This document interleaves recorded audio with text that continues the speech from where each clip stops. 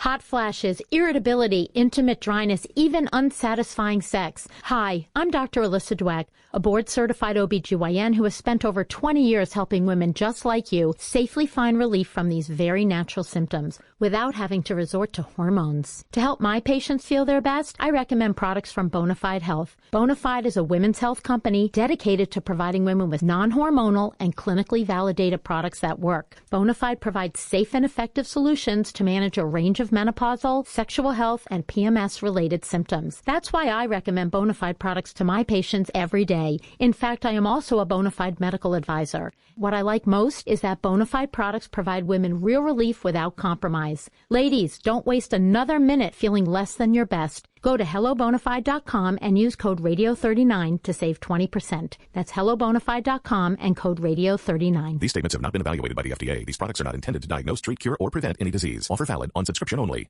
When we made our new McDonald's Spicy Chicken McNuggets, you were praise hands emoji. Then we ran out, and you were screaming tears emoji. Now they're back, so you can be grinning face with sweat emoji. Order ahead on the McDonald's app.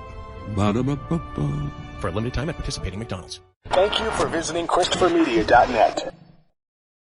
Our business needs vans, lots of vans, and Europcar meets our day-to-day needs all across the country, providing our company with the ideal selection of small, medium or large vans and trucks, and even bespoke commercial vehicles delivered directly to our premises. From our 22 nationwide locations, Europcar supplies Irish businesses with an unrivaled range of vans, 4x4 pickups, 4-seater commercial SUVs, and double cab tippers. With 9,000 vehicles in our fleet, there's no demand we can't fulfill. Europcar, moving your way.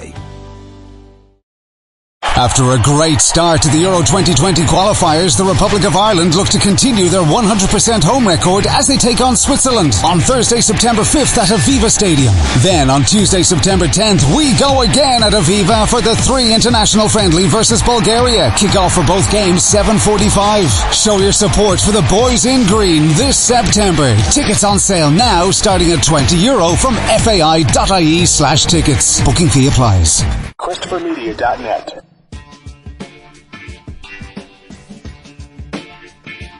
From Asthma Core Studios near Detroit, Michigan, it's Unregimented. Gangsters, what's up, guys? And now, here are your hosts. Welcome to Unregimented number 289. I'm Chris. I'm Aaron. And I'm Rich. And this was the week, right?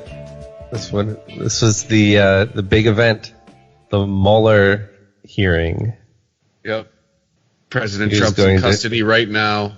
He was going to say it all. He's been Mirandized.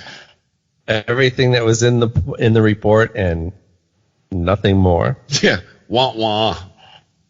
I think that for Mueller, maybe he tried to justify this and saying that, like, well, maybe I can get people to focus on some of the more important things that I think that they overlooked in this report. And certainly there's been no one's hesitant in cherry picking it, to say what they wanted to say. But the biggest emphasis that Mueller put on the report's findings were how much Russian hacking and misinformation was going on. He saw that as the most important findings of how much the Russians were involved in all this. And I mean, we're still finding this out. There was a story today that was talking about how Russians made hacking attempts on voting booths in every single state. And actually, I think it was Illinois was one of them that they actually successfully hacked into, but there was no evidence of them doing anything. Might just be a proof of concept thing. Well, that seems to be a very buried in the rest of the story. Part of this is, so there's no doubt now. There wasn't in my mind it's been like that for a while now. But if he's come out and said unequivocally they were fucking around with our election or attempting to, that shouldn't even be up for debate at this point. And yet I feel like there's probably some people out there that are still wanting to debate that. Well, there are, and some of them are in the Senate, and some of them look like turtles. Seriously, Would that be Mitch McConnell? Right after the hearings, the Senate Investigation Committee or something like that released a report. That was what the news story was about, how widespread the hacking attempts were by the Russians, on top of what we already know from the misinformation campaigns, the meddling. And the response from the Senate, from Mitch McConnell specifically, was to shoot down the bill that they had in progress that was meant to deal with this issue. What was his excuse? Who knows? That's the thing. He doesn't even have one. It's not like they are shooting it down with the idea that, like, no, there's a better plan that we're supporting. And what about the sanctions? They actually voted to put sanctions on Russia because of the hacking, but they haven't actually applied any. They haven't even considered it. It's a joke. Are those the same sanctions that were put on them at the end of 2016? Well, how could it be the same sanctions if they haven't sanctioned them in any way? They voted to approve further sanctions, but they didn't actually apply any further sanctions. That's what I meant. So these were the sanctions that were voted on in 2016 but have never been put in place? I'm not sure of the year. Like, what happened to the ones the ones right at the end of 2016? They were like in December of 2016. Obama placed them on Russia. Whatever happened to those? Oh, they were lifted by Trump. And then there was, Trump lifted those sanctions. And then after, I don't remember the timeline of it, but I know that there was a vote to put sanctions, to reinstate that. I don't know if it was going to be the same type of sanctions. It was the same plan, but there was the vote to approve that. But no, for all intents and purposes, the sanctions are no more. And as long as the Republicans are controlling the Senate, there's not going to be any. Cool. So there's going to be zero punishment. There's investigation, but zero follow-up on that. And very little interest from the public on solving this. We want to talk about how Facebook is messing with us. But for some reason, we don't want to talk as much about how Russia is messing with Facebook. Boy, we're fucking stupid. We have a problem right in front of our face, and we're just choosing to go, nope, sorry. It's like the scene in The Naked Gun with the fireworks factory. Nothing to see here. Well, yeah, I mean, it's kind of classic, not only treating the symptoms and not treating the disease itself. Trump could just be a cockroach that, sure, he's hard to go with another analogy. Hey, squash, eliminate, Any way I put it, it was like, it seemed threatening, so that's not what I'm intending. But he could just be a cockroach. You see a few, and you do a couple sprays, and you think you take care of the problem, but you don't actually do the investigation to find out where the nest is and where these cockroaches are coming from. And so, sure, Trump is such a buffoon, it might be feasible that we could impeach him. But if we don't stop the process that helped put him in place in the first place, then, the next quote unquote Trump could just be a smarter version of the same corrupt asshole that's going to be even harder to get out of office. Yikes. To crib a phrase from another podcast, Serious Issue Shallow Thought. Anybody else think that Mueller sounded like the principal from Beavis and Butthead? I've heard that, actually. Oh, you damn kids! I was like, oh my God. I didn't watch any of the footage, so I didn't hear him speak. Yeah, he could have sounded like Gilbert Gottfried for all I know. Fran Drescher. But yeah, he kind of sounded a little frail. I don't, in the voice. Maybe he's just got one of those voices. But yeah, I was like, wasn't he like 74 years old? I'm thinking, yeah, I'm like, are we putting too much on this old dude? Like, oh, that's ageist. Yeah, exactly. I don't want him to have a heart attack in the middle of this bullshit. I'm worried about the man's health. if Grandpa is driving into brick walls, you take the keys from him. Fuck being an ageist, you know. You don't want him killing himself or somebody else. But no, it was just, like I said, just a very shallow observation. When I heard his voice, I was like, I've heard this somewhere before. Yeah. Well, it doesn't seem to have much effect. It just because he's got a unique voice, it shouldn't have any effect on anything. Oh, no, I mean the whole hearing in general. Yeah, it's the information didn't change. I don't know what people were expecting. Now he's on TV reading it. I mean, that's the delivery of the information changed. Yeah, I think that's all that was expected. I mean, we knew that going into it. He said he wasn't going to say anything that wasn't in the report. So at least he gets some sound bites. Yeah, there's sound bites of. I mean, just for me, it was just the memes that started showing up again on the internet of him with, you know, pulling his suit open with the S on his chest, and then again, really, did he do another investigation with new information? Because he's just going to read the same thing that it's not going to give you any more information. But I think you hit on it a few weeks ago, Aaron. Some people need it packaged for them. Oh, reading's not your delivery system? Well, here you go. Yeah, and also people have to stop this hero worship of him or anyone that they think is going to be the one that takes down Trump. Because it's not, the only thing that's going to get rid of Trump is a collective effort of a lot of people voting. Or Trump himself tripping over his own dick. No, he's got too many people to cover for him on that. He trips over himself constantly. He stood in front of a fake presidential seal this week and didn't realize it. Nobody realized it, at least not on the staff. And it wasn't like this was a lightly doctored version that you'd have to put a magnifying glass on to see the difference. It was pretty glaringly obvious. I mean, the eagle had two heads to start with.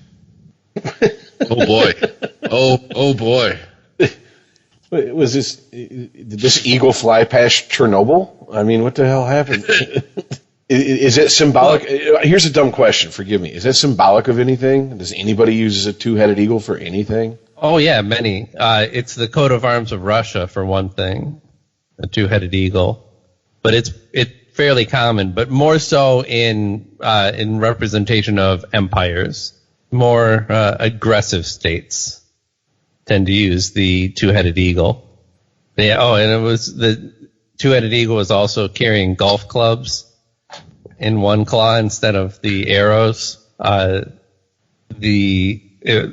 of the heads had a little flag in its mouth that said in Spanish, 45 is a puppet. Puppet of?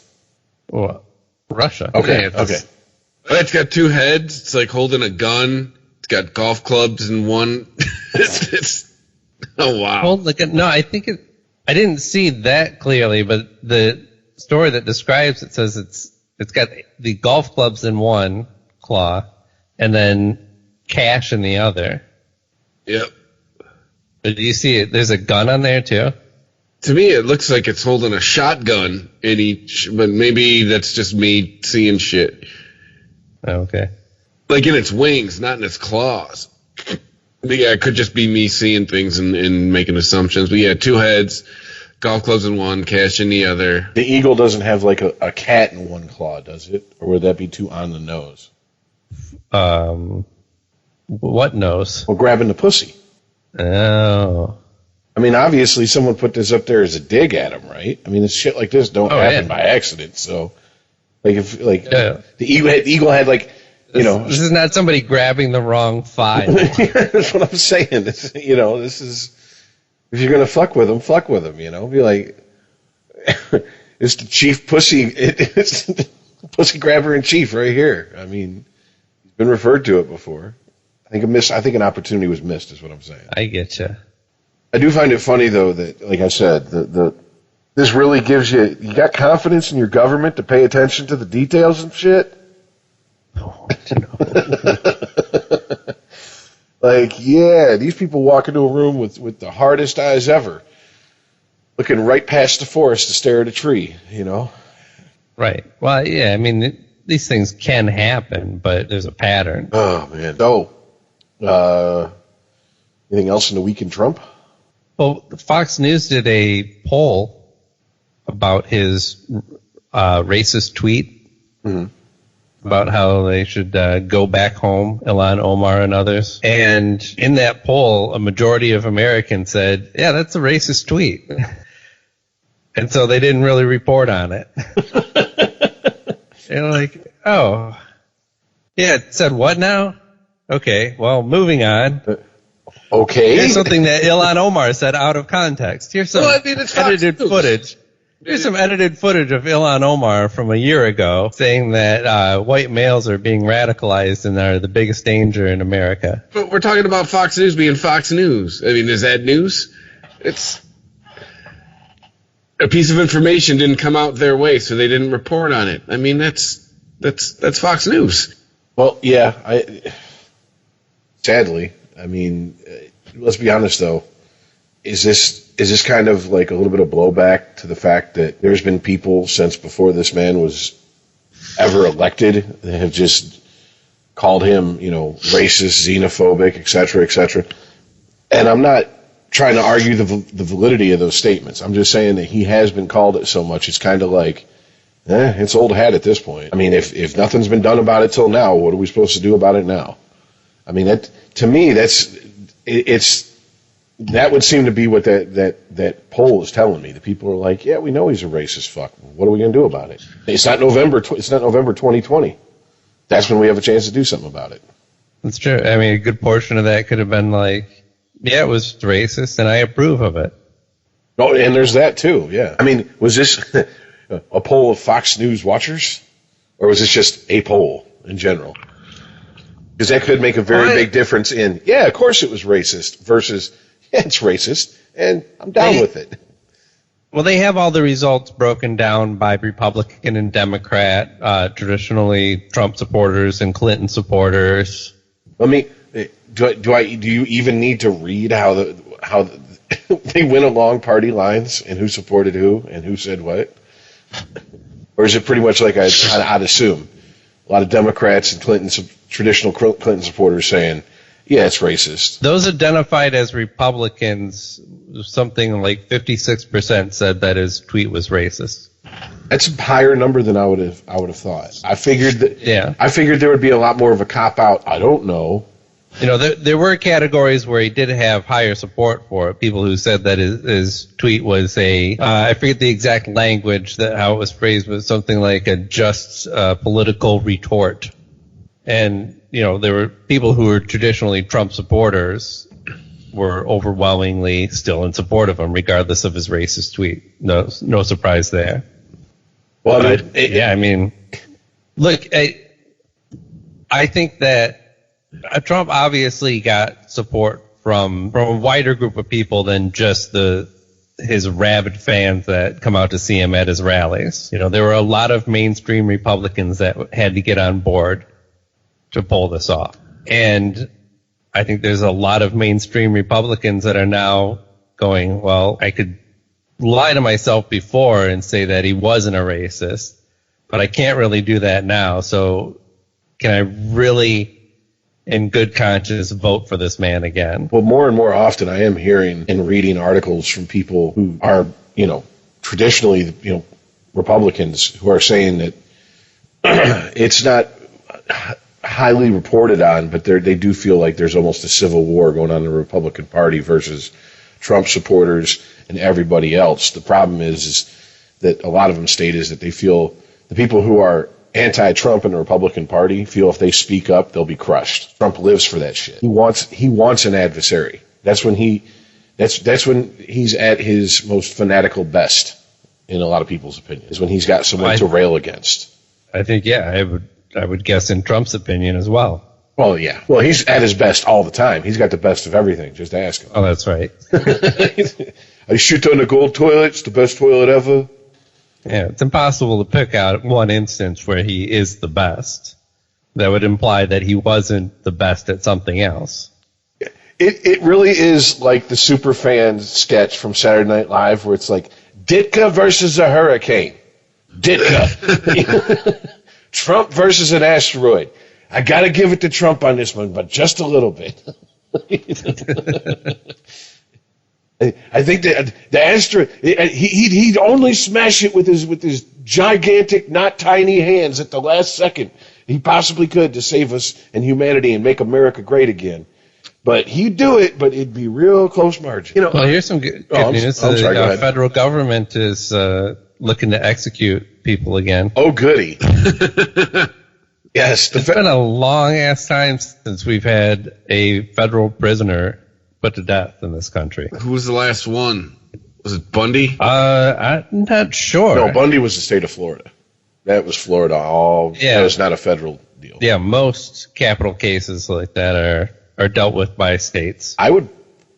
Is it probably a treason case of some sort? I mean, are we talking, we're going back to the days of where they hung people? I mean. No, it was in the 80s. Oh, it was? Okay. See, I was a little young. That's a little bit of heavy subject matter to start laying on a kid who was like, in single digits for most of the 80s. So probably why I never really heard about it. Here's a story on the death penalty as it was practiced in the U.S., including state and federal executions, was ruled unconstitutional by the Supreme Court in 1972, then reinstated in 1988 when Congress passed the Anti-Drug Abuse Act. Because drug abuse and putting people to death, you can equate those two somehow, right? Yes. Like that's a solid bet. Only 3 people have been executed by the U.S. government. Who are they? Don't know. It probably says somewhere in here. So this is obviously different than like committing treason or something like that. It can't be considered the same. We've had to have put more than 3 people to death, the United States government, if you add in people who've been tried and convicted of treason. In the history of the United States is what I'm getting at. I don't know. I know there was in the 30s, 20s, there was a couple that was convicted of spying that were, I think they considered themselves anarchists, and they actually were put to death. There have only been 3 federal executions since 1988. Okay. Well, I mean, we all can agree that we all have unwavering confidence that our government always makes the right decisions. So, yes, as good apple pie, baseball loving, and always got to put mom first Americans, I think we all just need to sign off on this. Shut up and go back to sleep. I don't know. Maybe I'm taking a stand too far out on the ledge here, but federal government deciding who they're going to put to death. All right. And like I said, confidence soars when they equate putting people to death with a drug abuse bill. Yeah, you do understand the nuance of this situation, don't you? Yeah, and part of the reason why there hasn't been one, the last one, I think it says it was in 2003. Mm-hmm. And there was a moratorium on it because of the drugs that they were using. They had some combination of drugs that was supposed to, knock you out and then stop your heart, right? Only what they actually found what it did, it didn't knock you out, it just paralyzed you. So you weren't able to react like you were in any kind of pain. And then the second injection hit your veins like hot fire. This is reports from people where this drug combination didn't work right and they didn't die. Well, Jesus Christ, that's fucking nightmare fuel. Right. I mean, why don't we just talk about waking up mid open heart surgery? Yeah, right. It's fucking exactly terrifying. What it reminds me of. Ugh, Christ. So William Barr, who is, of course, our Attorney General, and the man who he put out this memo saying that he wants the federal government to start executing death row inmates, because apparently that's the thing. Like we still have capital punishment, we just don't follow through on it. At least not recently. But he did say as well that they wanted him to use a different drug. Although, considering the process that found the first drug that turned out to be terrorizing and quite painful. It seemed like you'd want something other than, okay, let's just try something else. Like, can we start getting creative? Strap him to a rocket. Why? Somewhere you know they're dead. How is that better? Hi, I'm a federal death row inmate. Welcome to Jackass. The problem wasn't determining whether they were dead or not. Sorry. I mean, look, I know that the term firing squad has certain connotations connected to it, but I mean, wouldn't that just be quicker than like, okay, we're going to give you a drug that's going to paralyze you. Okay, hold on a sec. Supposedly, we're going to give you a drug that's going to put you under. Then we're going to stop your heart, but that doesn't happen. So you're just paralyzed. And by the way, I got to think it'll stop your heart eventually. I got to think that somewhere along the lines, someone figured out this was going on, and they were pro-death penalty, and they were like, so they suffer before they die? I don't care. Shut the fuck up. Who cares? They're murderers. They're criminals. Who cares? I can't believe that this shit was just like, someone was like, oh my God, this has been happening when we use this? Oh, I'm shocked. We're shocked. I have a hard time buying that. But I mean, if the deal is as quick as possible, yeah, you line up 6 sharpshooters, 3 to the heart, 3 to the head at the same time. I'm pretty much sure the lights are going to turn out almost instantly. Yeah. I mean, yes, it is a messier way to go, but so the 3-drug cocktail that they've used in the past to execute criminals. Apparently, this is so nasty that not even the drug companies can get behind it. There's another problem with it, is that it was actually in short supply because drug companies don't want to deal with it. The people who have no problem just, airdropping Viagra and, Vicodin across the country, but they draw the line at this practice. Yeah, they got no problem getting your grandma hooked on Oxy, but they got a problem with this. So it must be pretty bad. Yeah, and I swore we talked about this like years ago.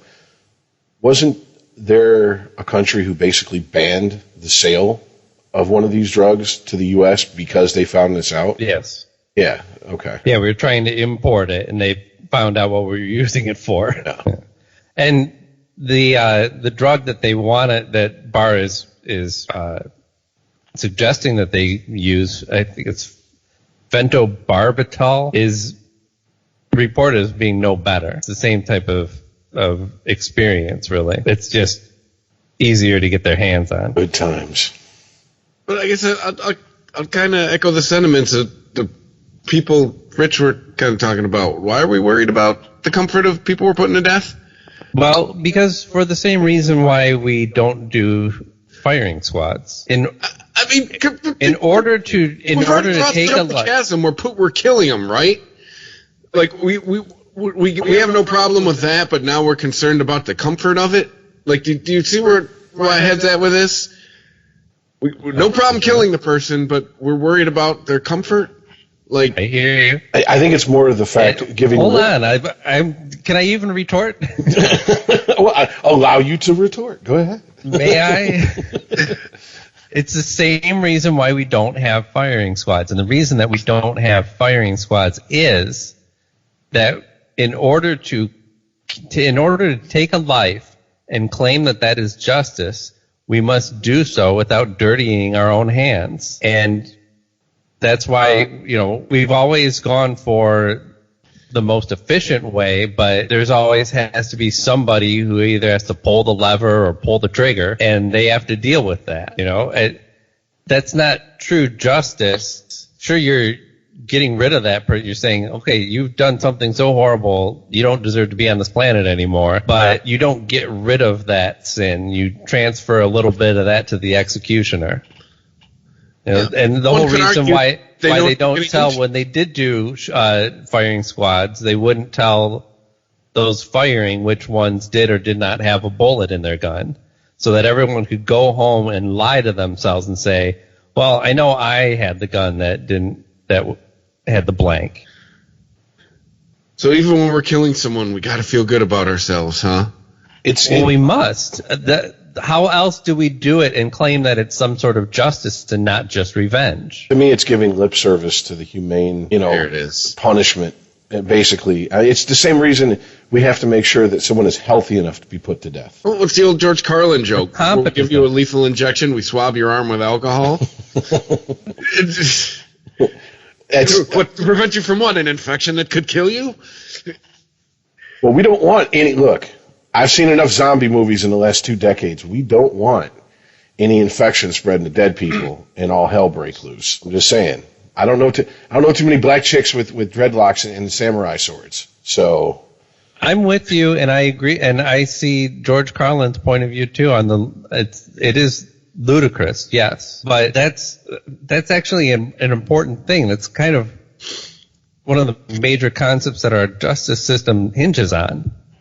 The idea that there is actually a better way than an eye for an eye. Well, then perhaps get rid of the death penalty.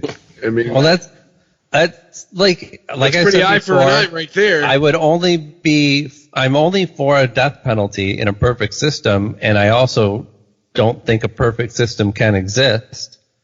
So I can't imagine any scenario where I'd be pro death penalty. As gruesome as it is to be falsely accused, which happens more often than people realize, I think, and to lose years and sometimes decades of your life in that situation, there is a way to at least try and give that person some of their life back. Well, I mean, death penalty is something we've covered quite a bit, and I mean, yeah, I think we always come back to the same spot, which is basically what you just said. In a perfect system, but a perfect system that's a fairy tale. So it all depends. How comfortable are you with possibly killing an innocent person? And I think the fact that we have so many people in this country who still, unabashedly support the death penalty pretty much gives you your answer as far as that goes. Well, because it goes hand in hand with the concept of the incarcerated in general. I mean, the idea that there's an innocent person in a jail cell is ludicrous to most people because they can't picture, they know that they themselves haven't committed any major crimes, and they can't understand a circumstance that would put them behind bars. So anyone who is behind bars, even if they are technically innocent of that crime that they are being charged for, must have done something. Yeah, and we really do get off on the fact that, by we, I mean, in general. I know what you mean. That our prison system is pretty much fucked from the ground up. I mean, I found a YouTube channel recently that put on by people who recently. Well, this guy he did eight and a half years in a federal prison, but he got out and he started a channel basically to say, look, I'm going to cut through the bullshit. It's called Fresh Out, and I'm going to have people who are fresh out of prison to tell you what prison's really like, not Hollywood bullshit, not what the government tells you, what it's really like. And the common theme in the comments is usually Americans focus on, like, don't drop the soap, blah, blah, blah. The standard jokes you hear about prison. And people from other countries are just absolutely horrified at the conditions of American prisons. And that it's allowed to go on like it is. It's encouraged by the guards. The guards are like, well, because they were talking to me, like, what about... It is kind of funny, the terminology, because he was talking to one guy about, sex in prison, and they call it busting cheeks. And they're like, and he's like, yeah, there's a lot of cheeks. See?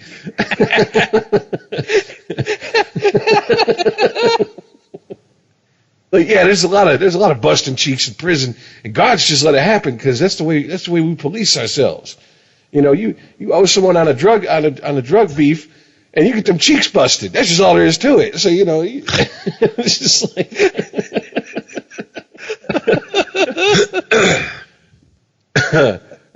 Oh, it's horrible. It's horrible how we joke about prison rape. But, I mean, it's like, dude, could you put it a different way? Someplace, Because busting cheeks sounds like something you see in a meme. Like, I'm going to go to Area 51 and bust some alien cheeks. You know what I'm saying? Oh, yeah. Remember when the nation was introduced to tossing salad? Oh, yeah. It was on like a 2020 interview or something like that. I remember it being on like, primetime TV. Guy talking about when you getting their salad tossed. Now, when you get your salad tossed, you can use jelly or syrup. I prefer syrup. Yeah. Yeah, because Chris Rock made the whole joke. He's like, man, he goes, you ain't got to punish kids in school. Just threaten them with toss salad man. Johnny, you better learn to read or I'm going to send you to see toss salad man. No, I'll learn to read. Get that syrup away from me. Unregimented. ChristopherMedia.net. Hey, everyone! Vinny the Frog here down at Aquazone in the Sport Armband campus in Blanchardstown. Come and enjoy tropical wild water fun. Aquazone is open daily this summer, just minutes from Junction 6 on the M50. Book now at aquazone.ie. Everyone shouts about how fast their broadband is. We're fast, mega fast, stupid fast, almost too fast. But what do they say about reliability? Well, Dublin, with Virgin Media, you get both. Ireland's fastest broadband network and 99.9% network reliability. Reliability at speed. See virginmedia.ie. Terms and conditions apply. Ireland's fastest broadband network as awarded by Ookla. Network reliability. See virginmedia.ie/proof. Our business needs vans, lots of vans, and Europcar meets our day-to-day needs all across the country, providing our company with the ideal selection of small, medium or large vans and trucks, and even bespoke commercial vehicles delivered directly to our premises. From our 22 nationwide locations, Europcar supplies Irish businesses with an unrivaled range of vans, 4x4 pickups, 4-seater commercial SUVs and double cab tippers. With 9,000 vehicles in our fleet, there's no demand we can't fulfill. Europcar, moving your way. Sometimes you've just got to get some quality me time. Like right now, when you get away for a few hours to Kildare Village, because we've got hundreds of new arrivals, including new boutiques like Sandro and Maj. Escape to Kildare Village and get front row ready for a new season with a new look and a new smile on your face. A little me time goes a long way at Kildare Village, where there's something extraordinary every day. ChristopherMedia.net. Unregimented. So, kind of related to what we're talking about, Jeffrey Epstein was found unconscious in his jail cell this week. And when I first saw headlines on that, I think you would just kind of assume that, somebody's put a beating on this guy, right? I mean, this is a story that we hear far too often, especially when it comes to people accused of pedophilia. And, it's one of those situations where I'm like, okay, well, I guess if he is a pedophile, if he actually is guilty, which, we'll find out, I guess, then you can't really feel bad for him. But if you want to be pure-minded about the justice system, that's not justice. He hasn't had his trial yet. It's not American to just accept that this guy can be punished. But, then we find out more. It sounds like he actually tried to hang himself or strangle himself in some way. Puss. Which then I immediately went to, good. As long as, if you want to take yourself out. Oh yeah, I'm all for personal freedom. I'm for justice and personal freedom. And if you decided that, the situation that you put yourself in is you can't deal with it anymore and you're better off checking out, then I believe you. I am with you. Who's a better judge of you and your character than you, sir? You've been there the whole time. You decide that you need to be executed and take matters in your own hand. Amen, brother. I wish more people had the stamina and the grit that you do to decide when you want to end it. And I hope you do kill yourself if you are guilty. Plus, take your punishment. But, yeah, I mean, on the other hand, if some guard wants to let a couple guys in and put a beat down on him because it's a slow Saturday, bust his cheeks because it's a slow Saturday, I'm not for that. I can't applaud that behavior no matter who it happens to. And even if he is found guilty, that's still not part of his assigned punishment, was getting his cheeks busted every night. Here's your daily boo-foo session. Come here. It is when you go in as a chomo. Well, it's kind of the unwritten rule. That's one of the fucked up things that from that YouTube channel, because they did talk about him recently, and they were talking about how there are literally, it's a fucked up stat, there are literally more and more people going to jail for sex crimes, that they're starting to outnumber the people there for violent crimes, not drug crimes, but like we're talking people doing the life sentence on the 5-6 year installment plans, those type people, the in and outs, who are violent criminals. They're starting to get outnumbered to the point where they get transferred, they go to a new yard, and they're like, yeah, the chomos run all this, and they're like, what do we have? This little sliver of yard right here. I mean, if you put people together in prison, usually it's usually divided up by race. Well, apparently you put a bunch of child molesters together, they're like, fuck, we got to band together to keep from getting fucking hit on sight. So that's what you get. So I mean, I don't know. He's looking at federal time though. I mean, that's, as far as I know, if he goes into protective custody, that's 23 hours a day lockdown, 1 hour a day out for shower and exercise. He's going to be isolated. That might be worse than to some people than having to watch their back constantly on a main line. I don't know. I don't want to think about doing either of them. But, yeah, either way, kind of the same thing with R. Kelly, that not being found in his cell, but his lawyer or his publicist or something like that gave an interview, and he was like, he's on suicide watch, and we're afraid he's going to kill himself. And oh, poor Robert. Yeah, and my attitude was like, well, if he kills himself, then, and? You know what I'm saying? I mean, I have stated this before, that's the only thing you really own in this world is your own body, your own life.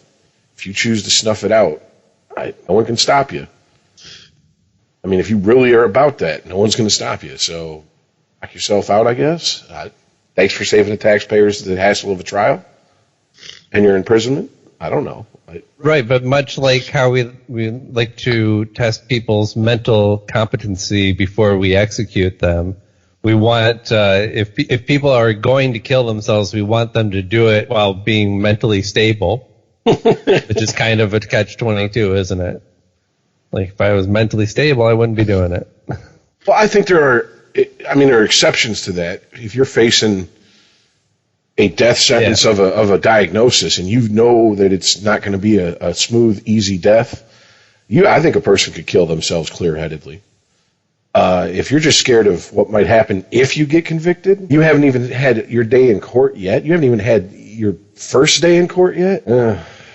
Yeah, unfortunately, I'd have to err on the side of caution and say, person's probably not mentally in their right state of mind. I mean, I understand when you feel that you have no place else to go, and the facts back that up. But just the prospect of a trial or maybe what, who knows? Maybe he is guilty as fuck, and he's thinking, I can't go through that Larry Nassar type shit. I can't go through hundreds of people dragging out what hundreds of people, underage girls coming in, some of whom are now women.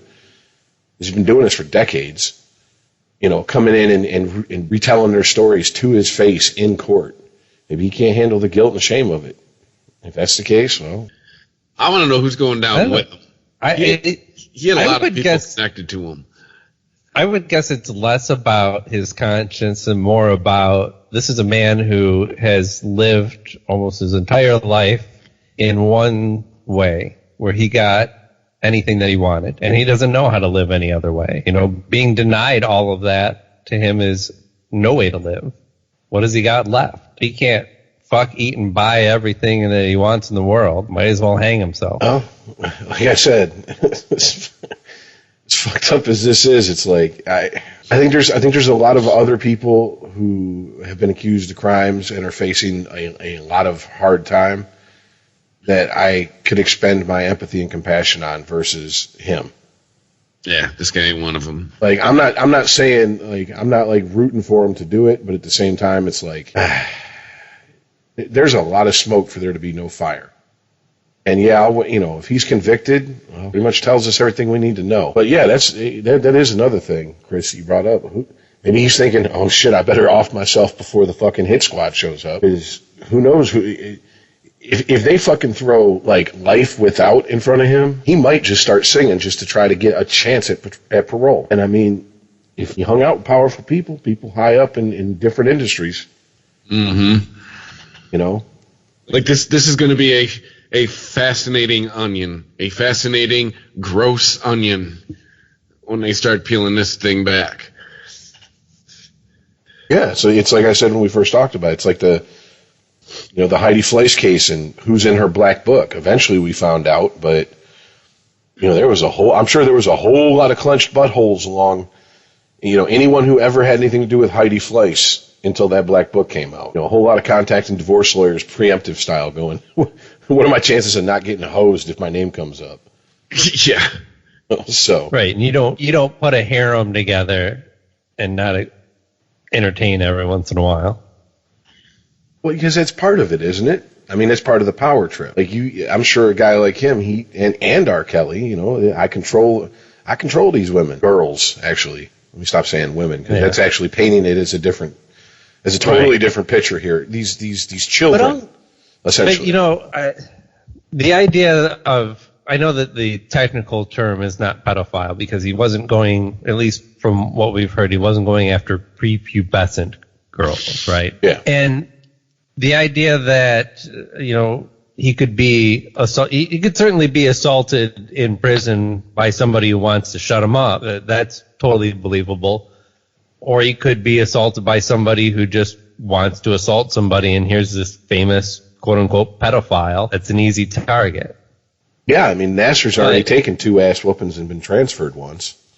Right. He hasn't even been in a full year, I don't think. I mean, this isn't just a matter of a no-name pedophile either. This is a high profile. Right. But I just can't get on board with this idea that he's like some lower hierarchy of prisoner. I mean, first of all, you're telling me that there isn't a large percentage of the male prison population that hasn't fucked a teenager? Yeah, it might not would have landed you behind bars, but come on. Yeah, you got a fucking dude who is, a button man for somebody. He's got like 25 bodies on him confirmed, but I never fucked anyone under 18.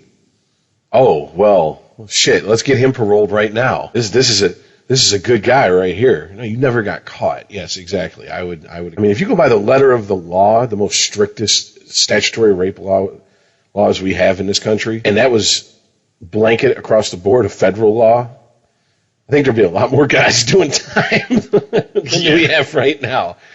And, and I'm not saying it was sexual assault or rape. I'm just saying by the law's standards, you committed a crime, even if it was consensual. Because in certain states' eyes, I think 18 flat out. If she's not 18, she can't legally consent. You go to other states, it's like 14. So that's where Jeffrey has several residences, by the way. As long as we're talking about prison, if I could go back to the Mueller thing real quick, too. I thought that this part of his testimony would actually get more traction. The idea that he said that he believes Trump could be charged for some of the things that they investigated once he's out of office. Yeah, because that's not sexy. Because what you just said. I want him in prison now. Yeah. It's my cash, it's my money, and I want it now. Yeah, because that's really what this is about, right? Trying to take him out of office. I guess that is. I mean, right? General public was uninterested in that aspect because they're like, well, what does it matter? Like, as soon as Trump is no longer president, he's going to go back on TV, and everyone's going to watch him again. And we're all going to go, oh, phew, I got that guy on TV isn't president anymore. Yeah. Him and OJ are going to start a podcast together. Right. Trump's going to write a book, If I Did Collude. I'm telling you, this is how you know I didn't collude with Russia. Because if I did collude, it would be spectacular. He's going to go out and try to find the real colluders. If I was colluding with Russia, this country would already be Russian. Because when I collude the best. Right. Yeah. I'd come out, one of those tall hats on, kicking my legs out in front of me.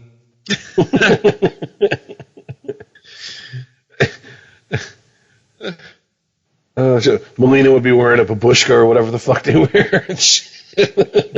Headscarf, not headscarves, but I don't know what the fuck they're called. the peasant scarf or whatever they call them. I don't know. Yeah, that was an interesting point because it's like, okay, so if they have enough dirt on them to where Mueller said that, it will be interesting to see. Is it going to be worth it to anybody to follow up when he is no longer in office? Come on, Rich. You know the answer to that one. Well, no. I mean, they can try to follow it up. He's got enough money, I'm assuming.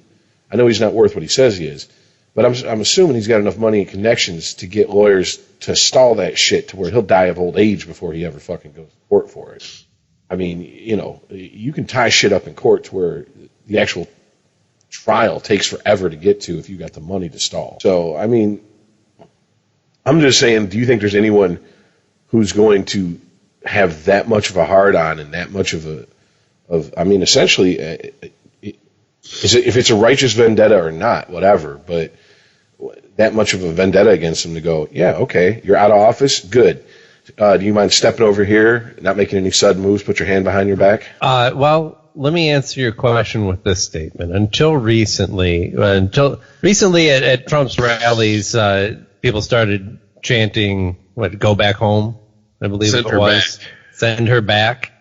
But before that, and until very recently, the main chant was lock her up. Trump is going to run in 2020 against Hillary Clinton still, even though she's not running. Mm-hmm. So is somebody going to have a hard-on for locking up a post-presidential Trump?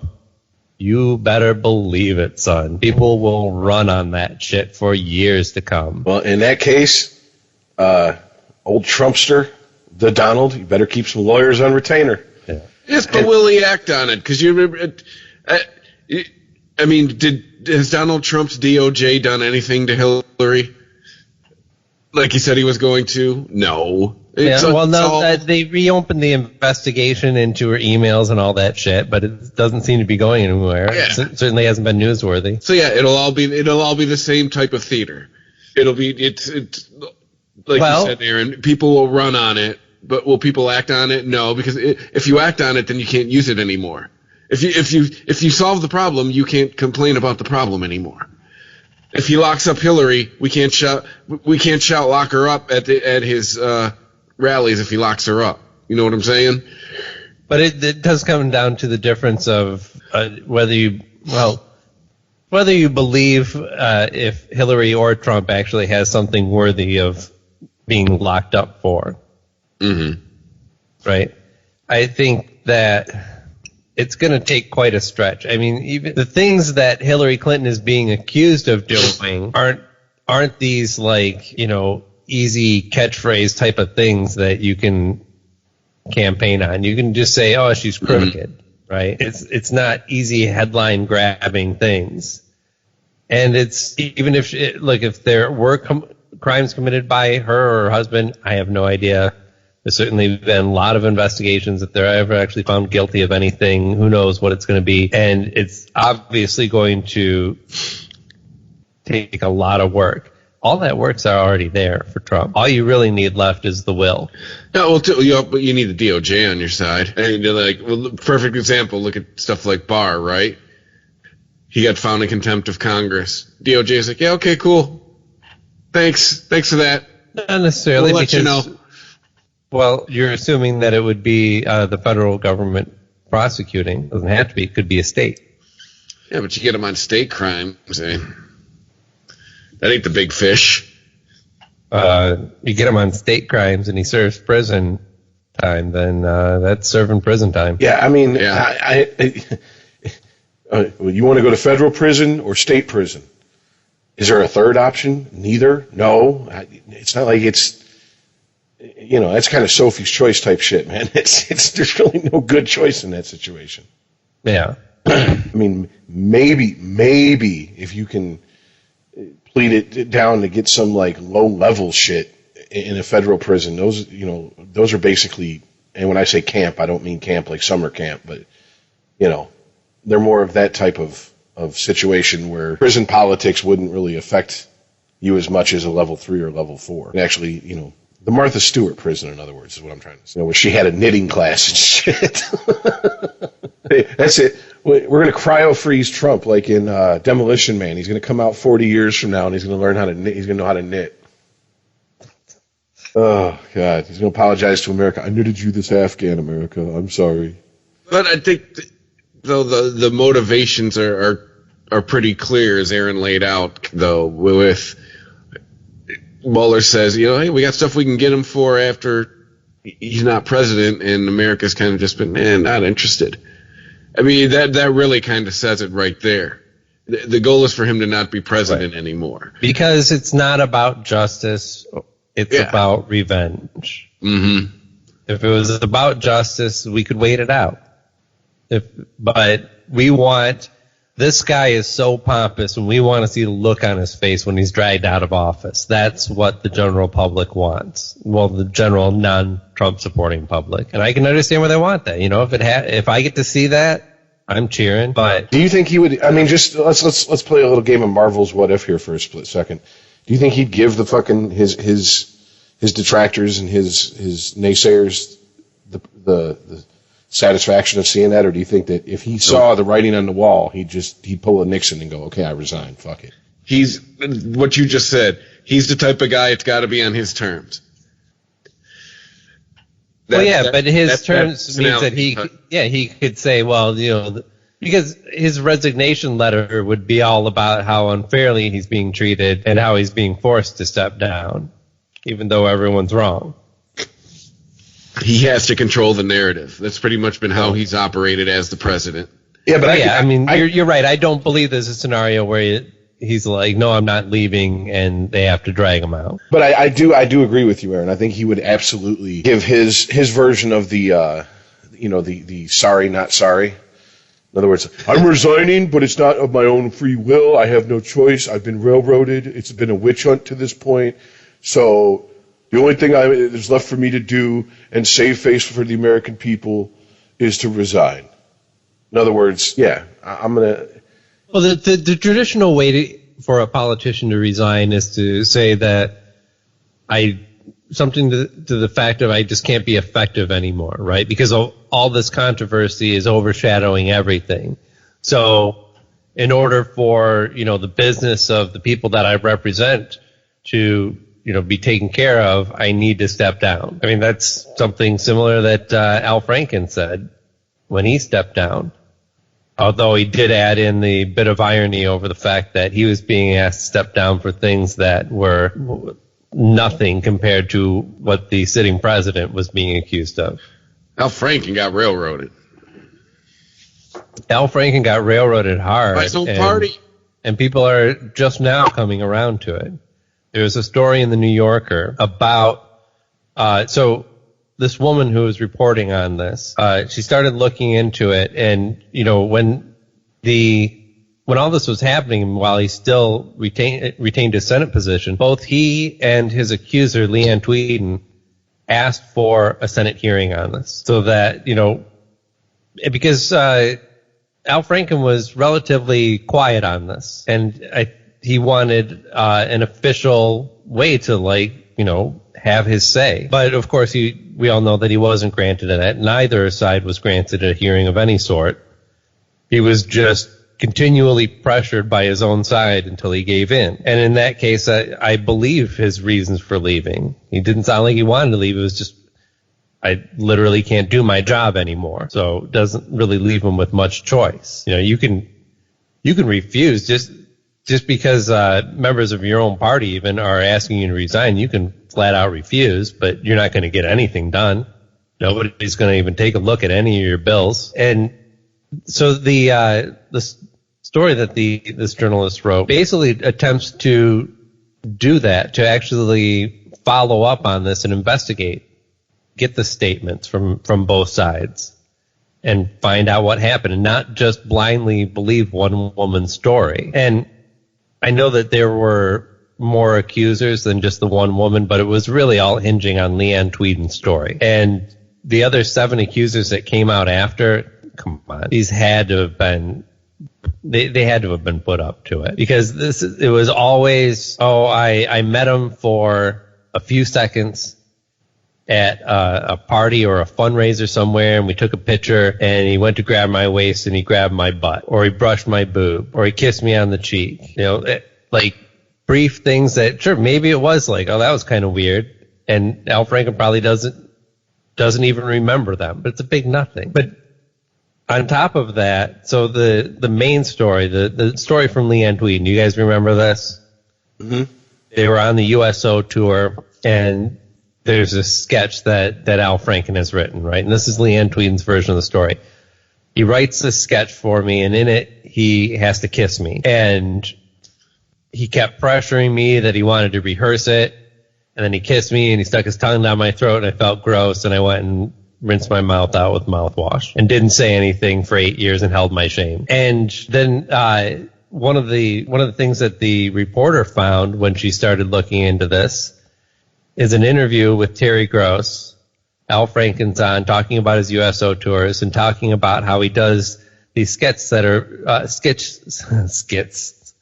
That's the word I'm trying to say. These skits that are very much like old school USO Bob Hope style jokes, and very much on the ogling of beautiful women. Obviously, playing to the mostly male and female deprived audience that were at these things. And this skit that Leanne Tweeden describes, that she says was written for her, that she performed with Al Franken in 2006. He's interviewed in 2003 talking about that same thing that he's done with other people that he's had on tour, other women. So clearly this wasn't written for her. I mean, the proof is right there.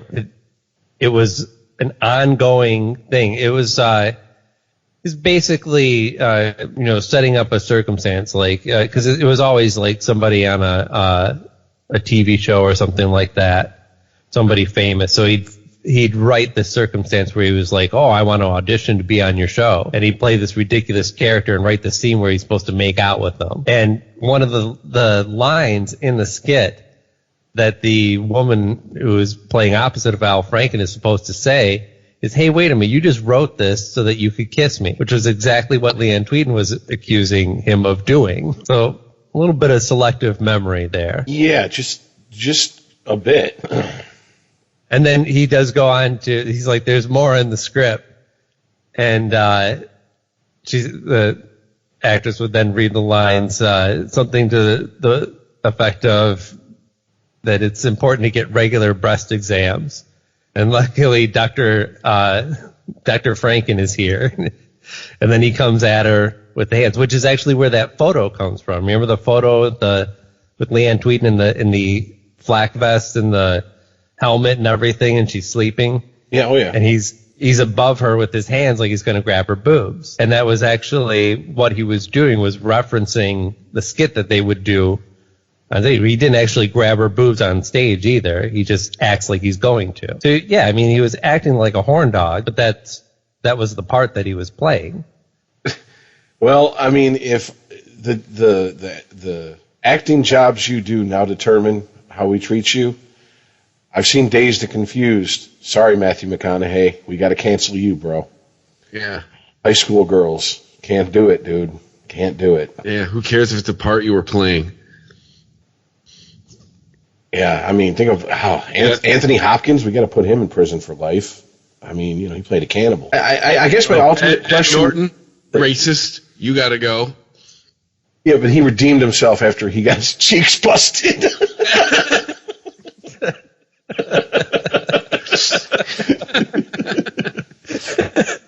Oh, shit. Oh, yeah, well, at least I'll have a front row seat in hell. You know what I'm saying? Like, I'll be able to see the show real close. Oh. Well, I guess my question ultimately is there a road back for him from all this? Do you see one? Yeah, go back into comedy. Well, okay, not necessarily saying that. I think Al Franken's very funny, but I also think that he is very smart, and he's just a very earnest guy.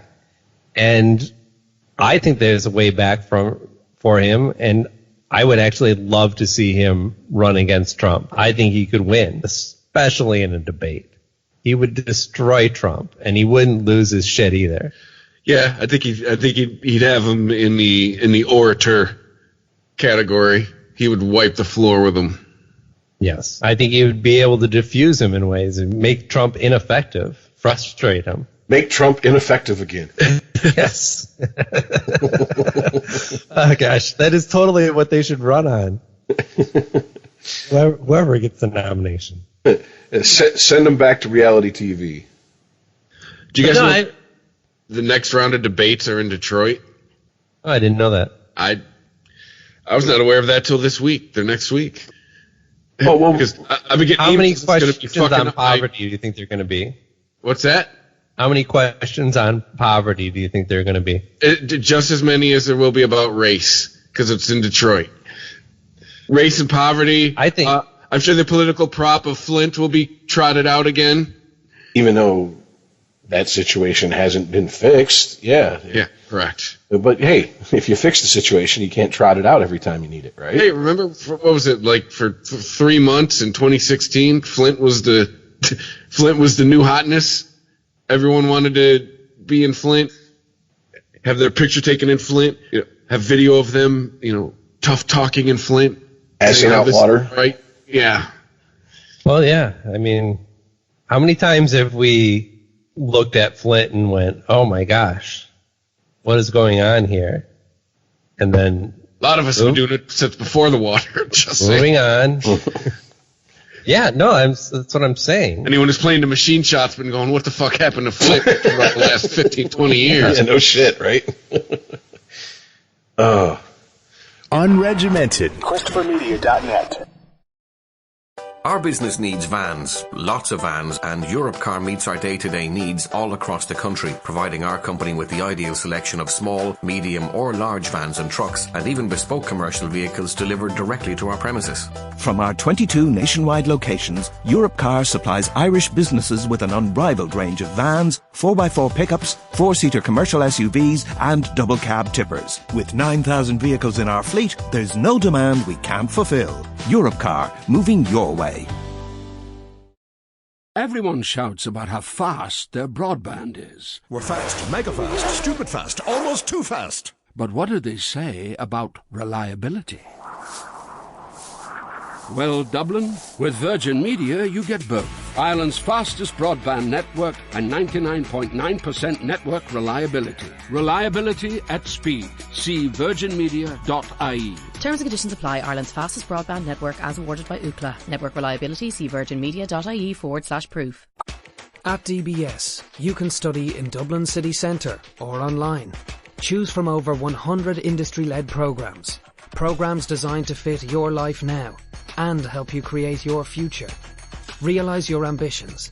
Apply for a full or part-time course today at dbs.ie. Our business needs vans, lots of vans, and Europcar meets our day-to-day needs all across the country, providing our company with the ideal selection of small, medium or large vans and trucks, and even bespoke commercial vehicles delivered directly to our premises. From our 22 nationwide locations, Europcar supplies Irish businesses with an unrivaled range of vans, 4x4 pickups, 4-seater commercial SUVs and double cab tippers. With 9,000 vehicles in our fleet, there's no demand we can't fulfill. Europcar, moving your way. ChristopherMedia.net. Unregimented. Well, anyway, the reason I asked about Al Franken, is there a road back for him, is because something happened that flew pretty much under the radar of the major news stories, at least that I saw, which was the charges were dropped and the case was dismissed against Kevin Spacey. And it's like, okay, oh yeah, that's right. So does that mean we can uncancel him now? We can finally get that proper last season of House of Cards or whatever?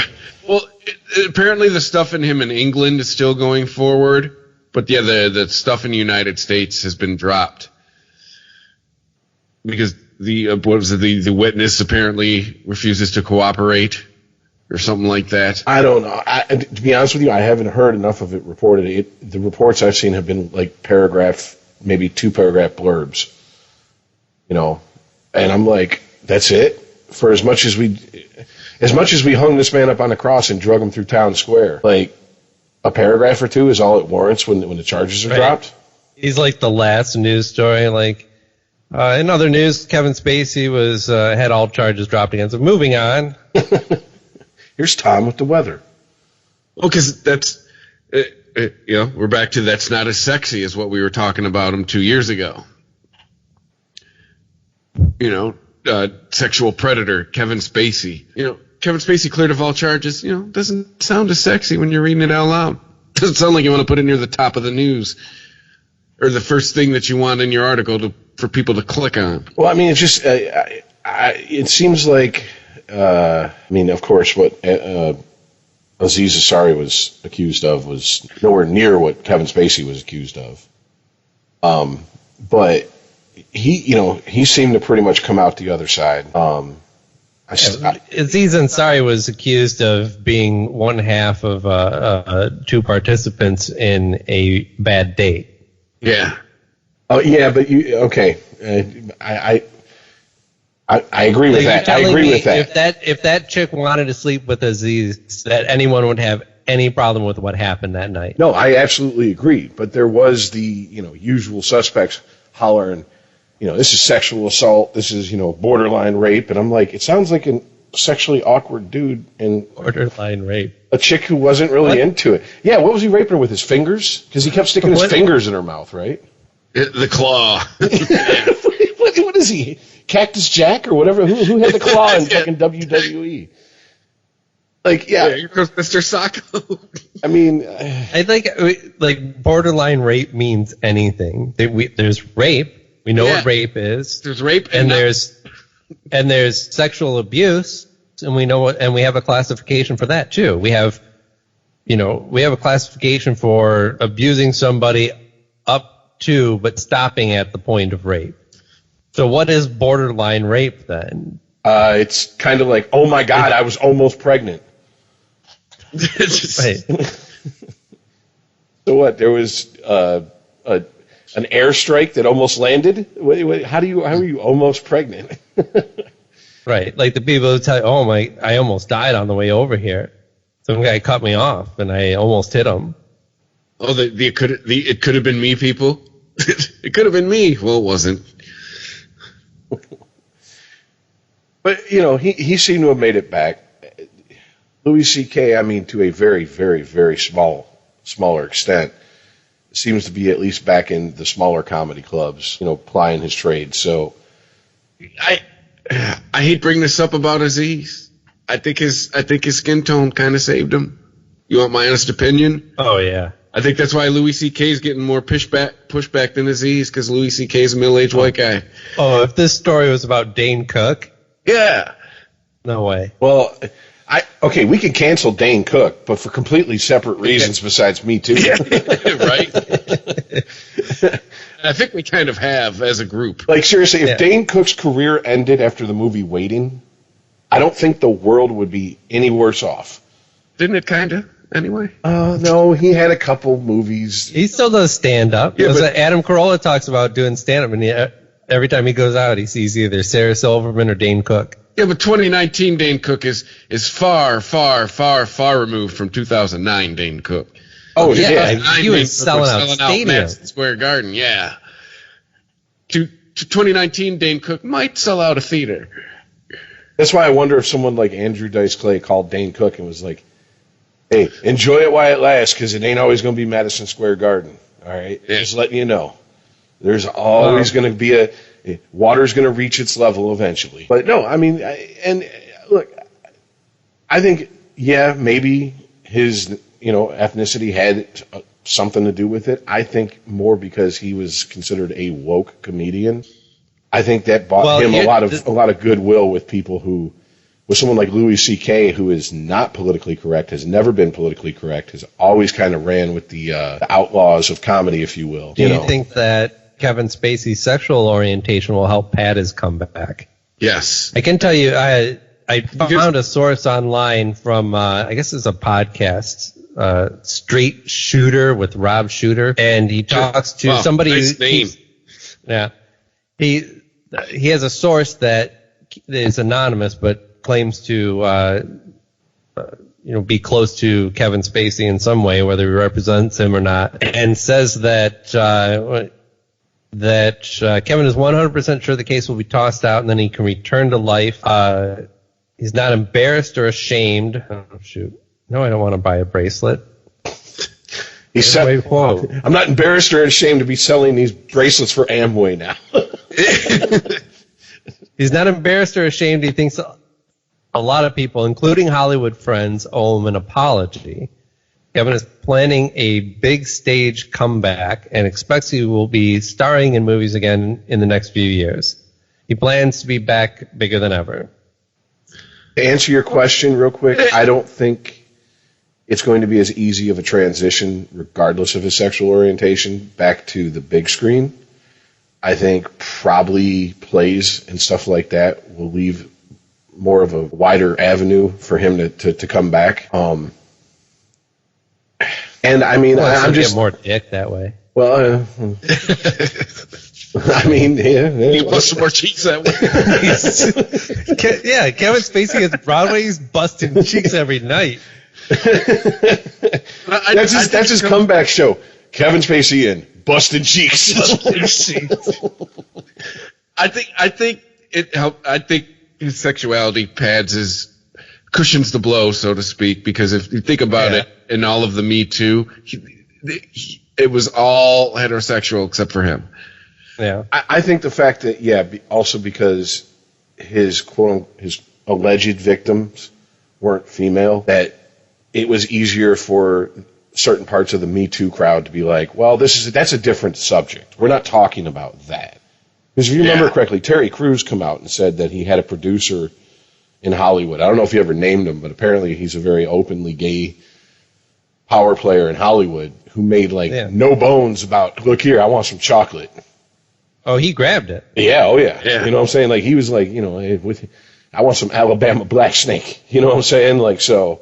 And Terry Crews was like, I wouldn't know. I was sexually assaulted, and I would say a lot more people laughed than I thought they would, because you figure someone like Terry Crews coming out saying that would drive the point home that this could happen to anybody, anytime, and it is about power, because who the fuck in their right mind, if you work with Terry Crews, is going to walk up and grab that man's dick? Unless you have some sort of power over his career or his, you know what I'm saying? Right. You are suicidal. You better be it must be well known that guy's got high-powered attorneys just ready to go head-to-head with anybody that wants to, because how would you not be afraid that he was just going to slap you? Yeah, no one grabbed Mike Tyson's dick, because Tyson's crazy. Okay. It's true. You ever seen that movie Black and White where Robert Downey Jr. makes a pass at Mike Tyson? Mike Tyson slaps the shit out of him. That was a real take. He slapped the shit out of Robert Downey Jr. because he couldn't even play like he was being hit on by a gay guy. That was a real take. So I mean, if that's Mike Tyson in a movie, action, and he slaps the shit out of an actor playing gay, you know what I'm saying? I mean, Terry Crews, when the Ghetto Boys said, that's the motherfucker I'd be seeing in my sleep, that's what they were talking about. So, I mean, I don't know. I think like I said, I think eventually there'll be some, because he's late 50s maybe, Kevin Spacey? Yeah. Sure, yeah, sounds like it. Late 50s, maybe early 60s. I could see him in 10 years having a late career renaissance, something like that, where he's went back to because he's always done, musicals and Broadway shows and stuff like that. As far as I know, he comes from the theater. If he makes his bones again in the theater, works his way up, gets on as a supporting player on a television show, knocks it out the park, I could see a Tarantino type resurrection of his career in his twilight years. I mean, it's just I think the fact that he's again. That is a perfect example, though, of what I was just going to say, that he has talent, right? Yeah, I mean, that's going to help cushion his comeback as well. Everyone wants to be in Woody Allen movies again. for a few years in the 90s, no one wanted to work with him, but he's back to being the Woody Allen everyone wants to work with again. Yeah, but Woody Allen's also become like boutique movie maker for a certain, group of people who are really into what he does. What, underage Asian chicks? No. Well, here's the thing. Let's be honest here. He's been with her for 30 years now? She still ain't underage. You know what I'm saying? So, I mean, like, obviously, and from what I remember, it wasn't just that. There was an accusation that he molested his stepson or something like that from Mia Farrow, her kid from another marriage or something, which was the one I was like, how did that get buried? I mean, yeah, it is scandalous, leaving your wife and marrying your adopted daughter. That's scandalous as fuck. But, I mean, if the law said he could do it, yeah, he maybe he's a scumbag for doing it, but he didn't break the law. Molesting a child, that there is no law that says that's okay. So, I don't know. Roman. Well, I mean, there's also the fact that, like, the story that I don't know about you guys, but the story I had heard for years about Roman Polanski was it was a one-time thing. She was underage. She was at one of his parties. He gave her drugs. They had sex. Jeffrey Epstein was responsible. Yeah. Yeah. Trump was on Orgy Island. Trump and Bill Clinton were in the corner like, God damn it, Roman snatched the best one first. But apparently there are more alleged victims, I guess you'd say, that have come forward. It's just he wasn't charged and convicted on their stories, so they're not thrust into the spotlight. And I mean, if this is a common practice in any of these accusations, all the same things. One of the things that I notice is it's always the same setup leading to the act. With Bill Cosby, it was drug him, get him asleep, do whatever. You know what I'm saying? Like the pattern is what really nails them. Yeah, that's what investigators look for.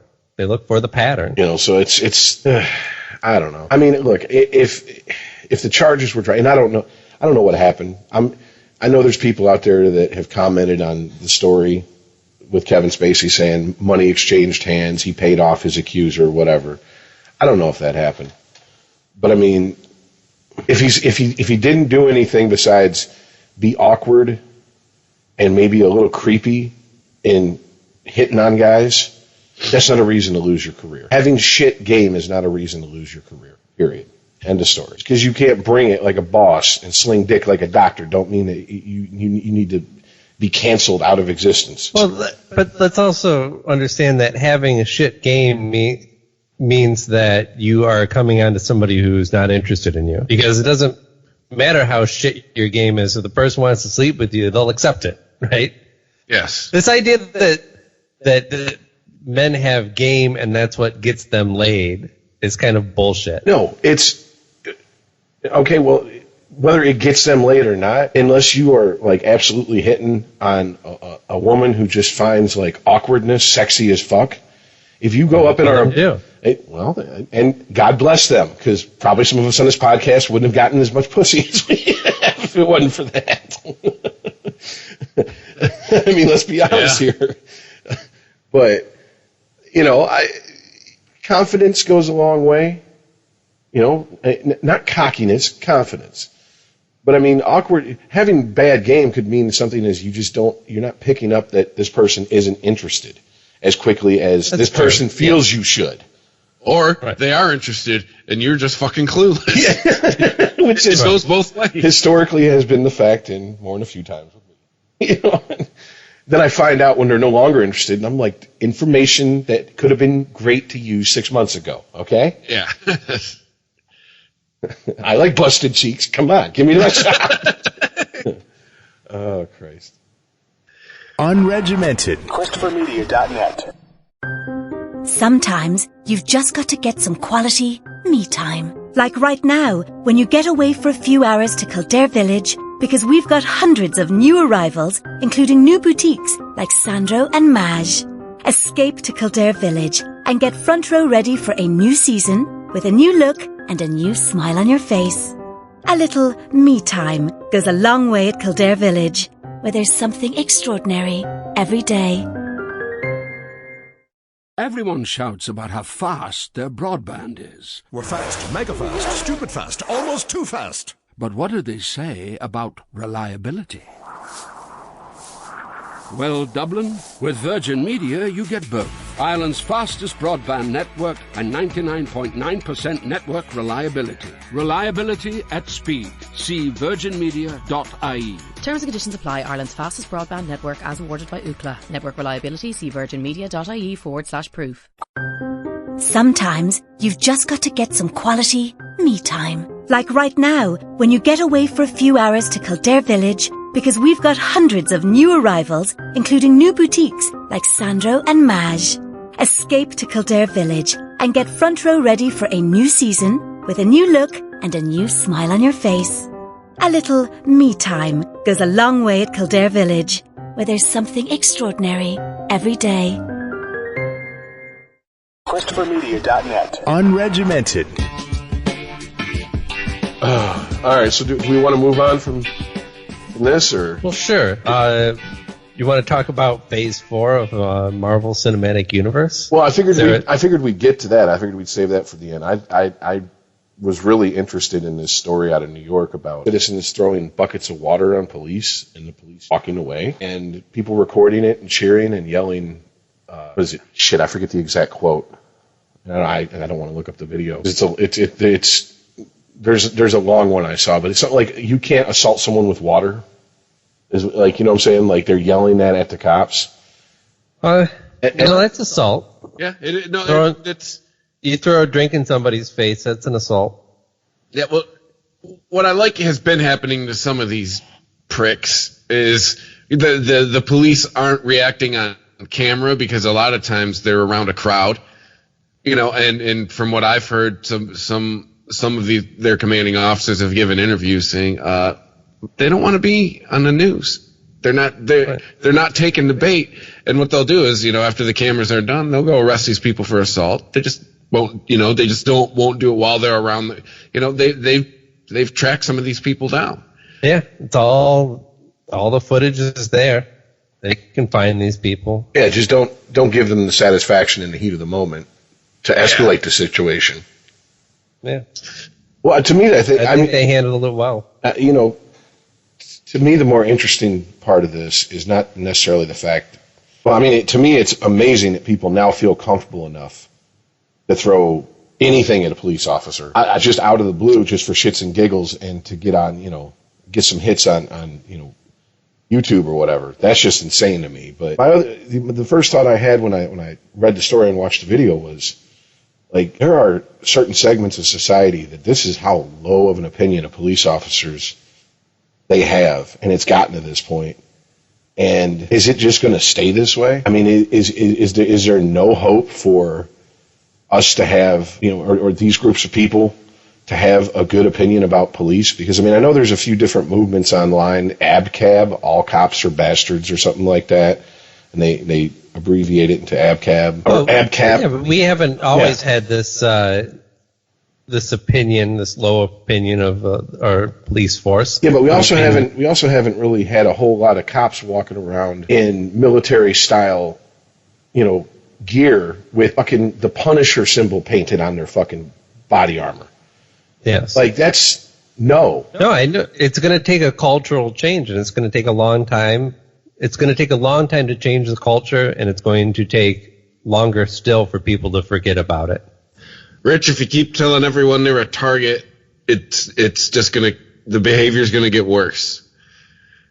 Because I think that's what this is a byproduct of. Well, I also think we now have a 18-year long war in Afghanistan, and we have a lot of guys coming back who joined the police force and have the attitude that what they're doing stateside as a police officer is pretty much the same thing they were doing as a soldier in Afghanistan or in Iraq. And that attitude, no. One's a combat zone. One is a situation where you're here to serve and protect. I mean, that's one of the main themes of one of the, I think it's season 3 of The Wire is, the war on drugs. And one of the majors is sitting talking with one of his sergeants, telling him basically, you ain't shit when it comes to policing because all you care about is busting heads and arresting people on corners. You start calling shit a war on drugs, eventually people are going to start acting like warriors. on both sides, you know, and that gets nothing done. And in the meantime, real police work gets sacrificed for this bullshit of, let's bust this guy with a couple fucking bags on the corner slinging dope.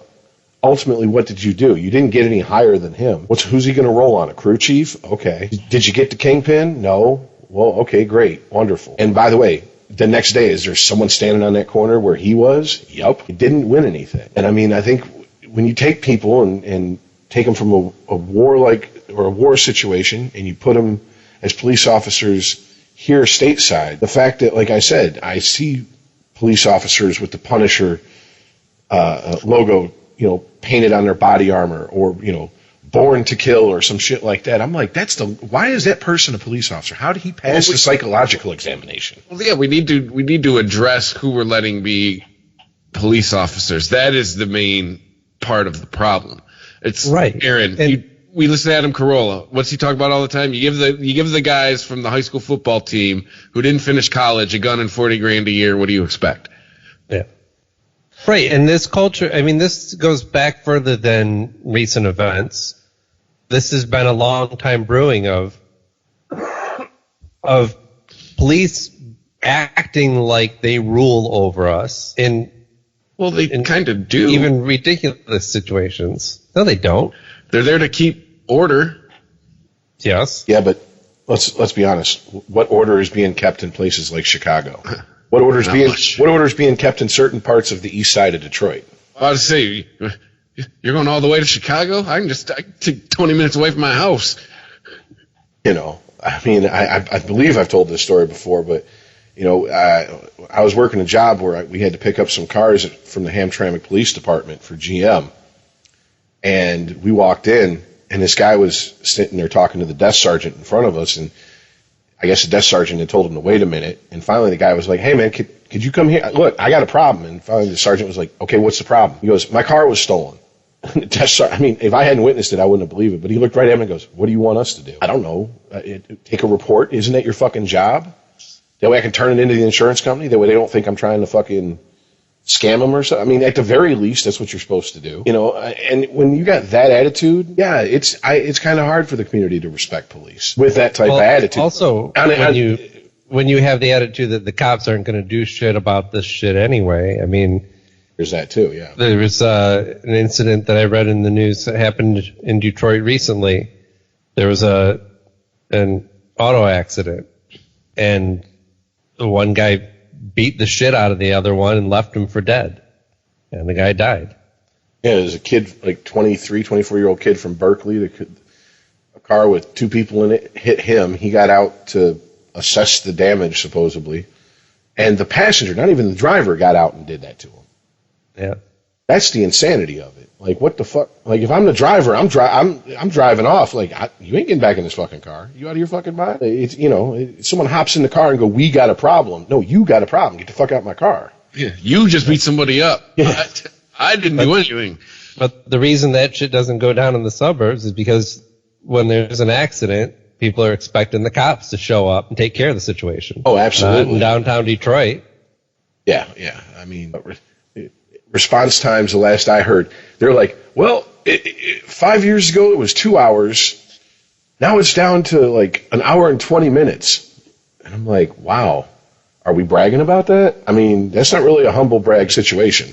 I'm just saying. So yeah, let me know when it's down to a time period where I can't possibly plead stuff. But then again, Rich, also, that's this new mentality. I'm not sure that we brought it up. Maybe we have on this show. It's this new mentality that seems to be out there of, hey, we fixed a problem we caused, so we want credit for it.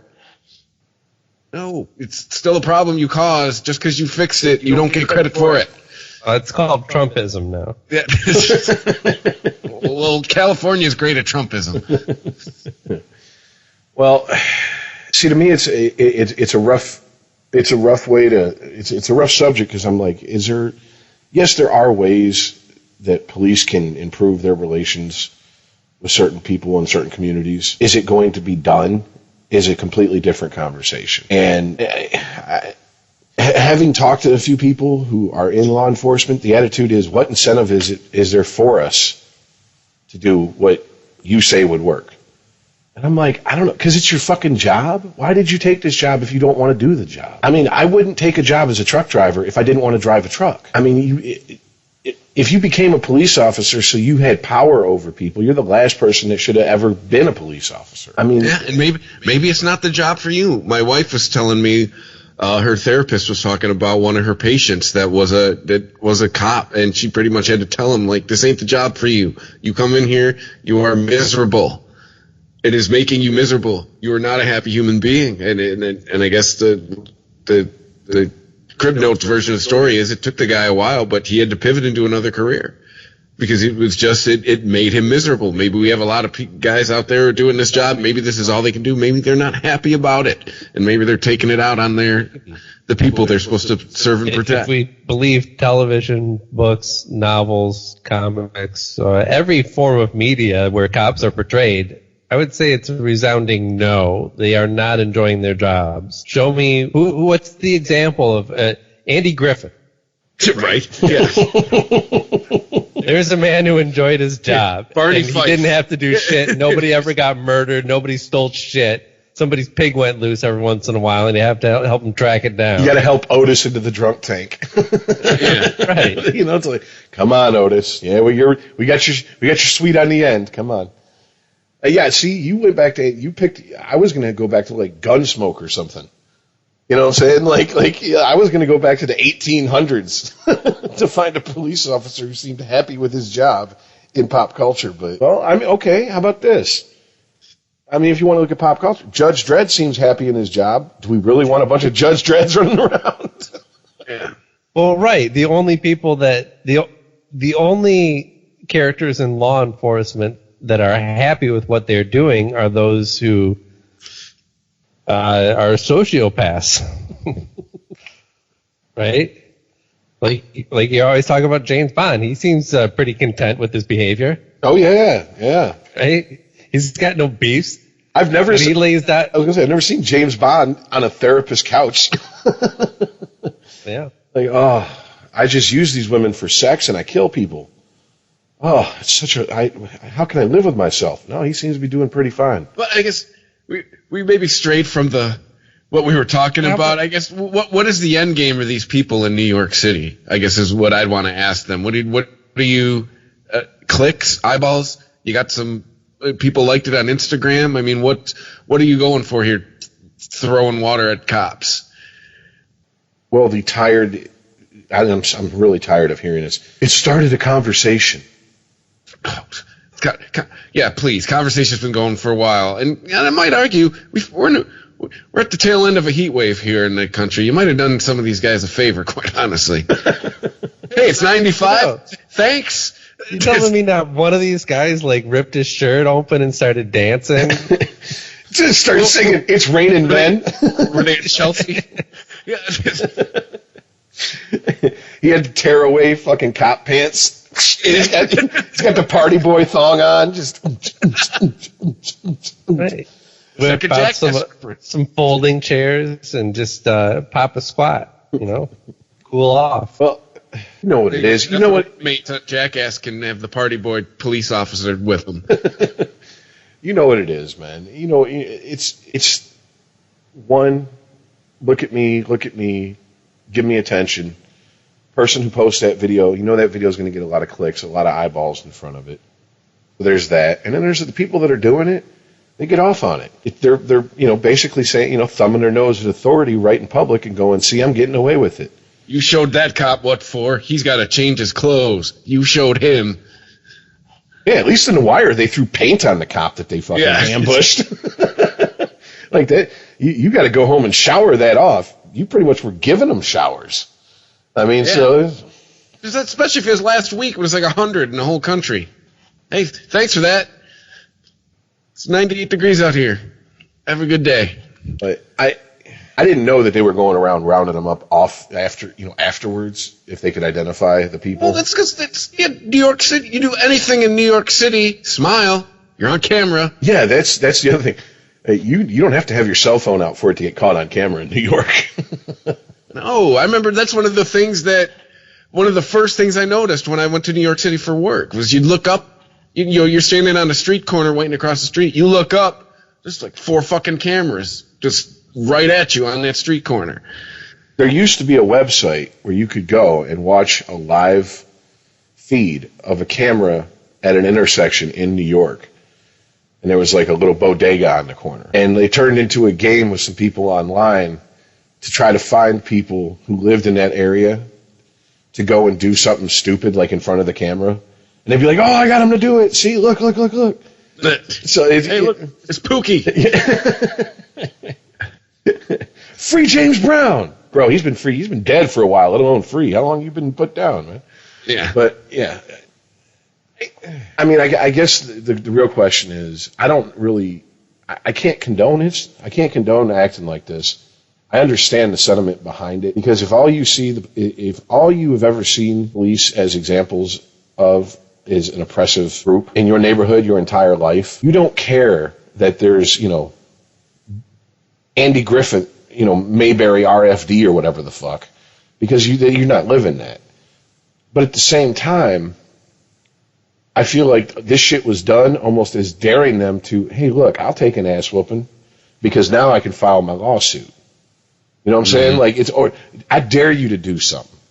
And it's like, look, man, if you poke a bear, can't go get upset when the bear does bear shit to you. You know what I'm saying? I mean, you're fucking with someone ultimately who has a weapon on them. And if you're that ballsy to go up and just throw a bucket of water in his face, what inclination are you giving him whatsoever that you're not going to resist arrest? That you're going to follow all his orders when he goes to place you under arrest to the T with zero resistance?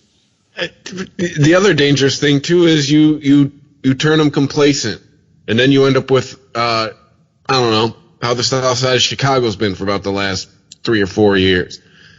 You just get a police force that'll just go, well, you know what? Fuck it. Have fun. Oh, you need us? Oh yeah. We'll get right on that. It's going to lead to that mentality. You call 911 because you hear shots fired, and they're like, well, call us when they stop. Yeah. Yeah. You want us to just show up while shots are still being fired? Are you ridiculous? Yeah, right? We're police officers. We're not trained to handle this kind of violence. Mm-hmm. I mean, I bet you that's probably half the reason why Chicago's been how it's been. I'm not ending up on the news. Fuck it. We'll show up when the crime's done. We'll clean up. Wait a minute. Wasn't it Detroit's own chief of police that said a few years ago? Yeah. That basically, like, if you are going to attack my officers when I send them to assist you, then I just won't send them. Why would we do that? Yeah, and he got in trouble and sent out of town. I was like, yeah, I'm with you, buddy. We're there to help. You don't want our help? All right, cool. That's the dangerous mentality. It leads in a city like New York City. You don't want that, because then we go back to New York City in the 80s, and nobody wants that. Yeah, but a lot of the police officers are feeding into this too. Absolutely. I mean, here's the thing. This is blowback. This isn't these people doing this out of left fucking field for no reason. Yeah. I mean, that's what I can't forget, and that's one of the things that when I talk to my more conservative friends, or a few friends I have in law enforcement, they never ever concede that point. They're like, no, just because a few bad apples and blah blah blah blah blah blah blah, and it's like, how many fucking bad apples do you have, dude?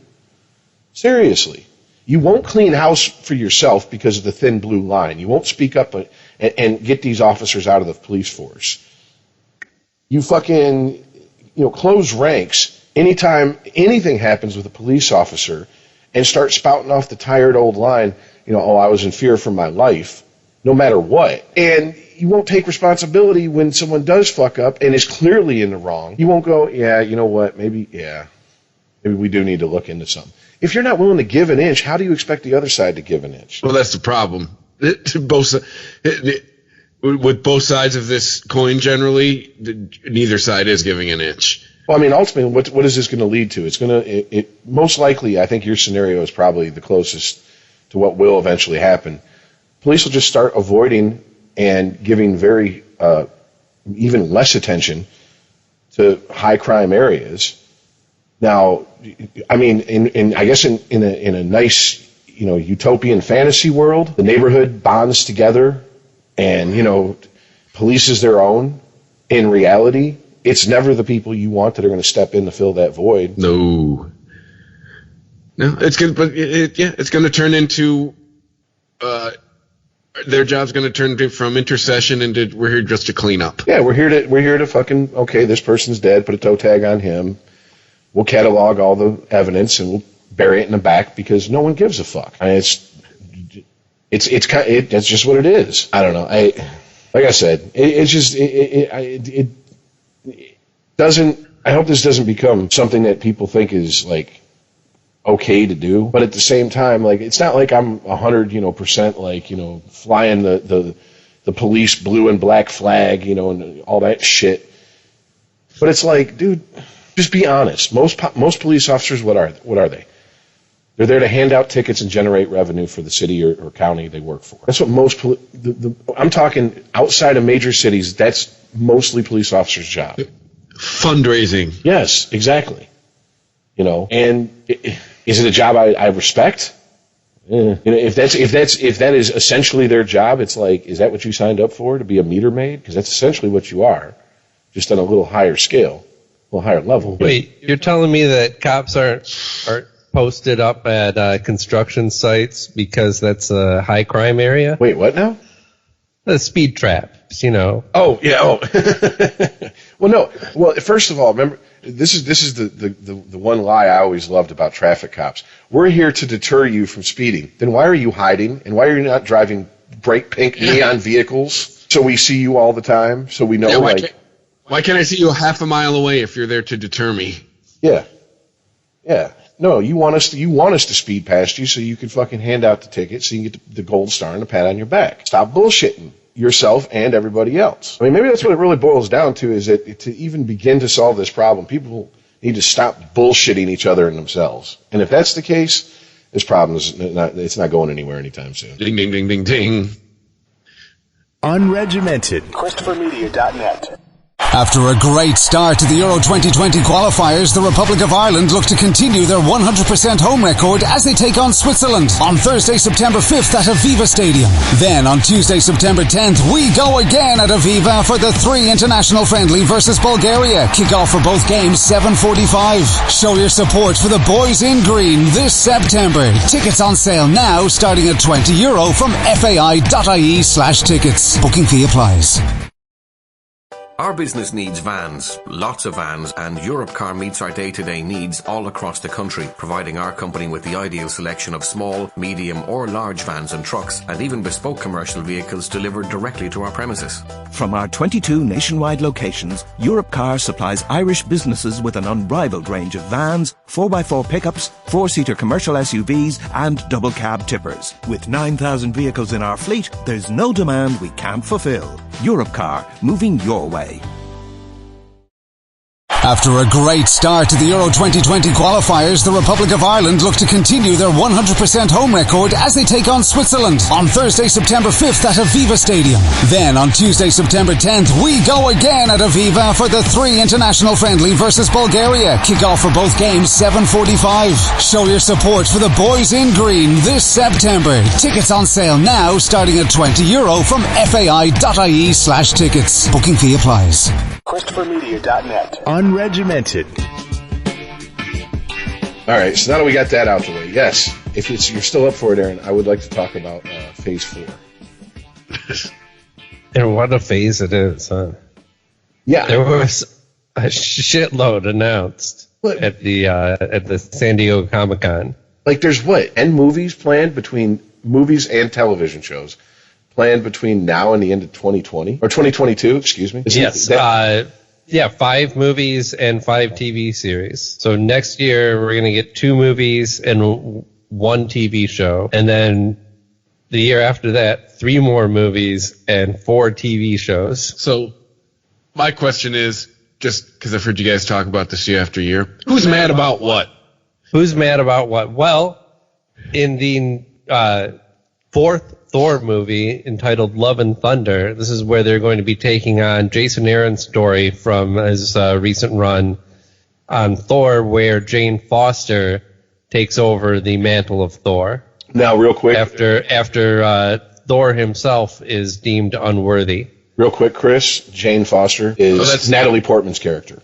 Oh, I'm aware of that one. Okay. Yeah. And if you're mad about Natalie Portman, more Natalie Portman, I got bad news for you. You probably like the man ass. I'm just saying. So back to busted cheeks. Yeah. This episode, busted cheeks.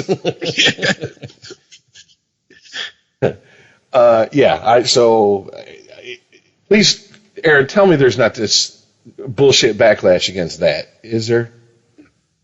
Oh, of course there is. Oh my God, because I've managed to avoid it. For the most bitching I've heard is that did they have to back up the Brinks truck to get her to come back to the MCU? Because I would imagine so. Yeah, because she pretty much said, "I'm done after Thor 2." Yeah.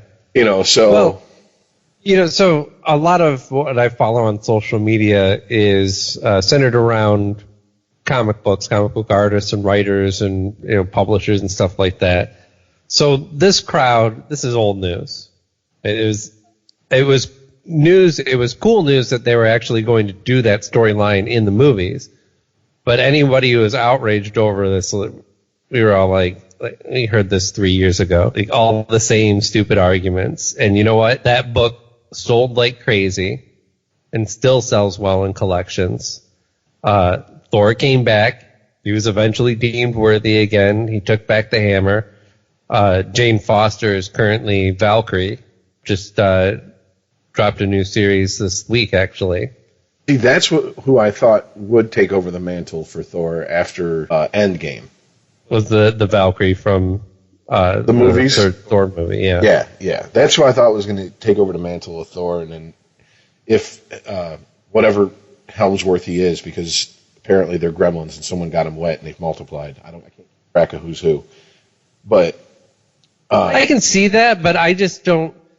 If he decided to come back, then they would resolve that later on. I figured that's what. I think they did something better with her character, and I hope we see more of that, which is putting her in charge of New Asgard. And I think it makes more sense for Jane Foster to go from Thor and then be Valkyrie.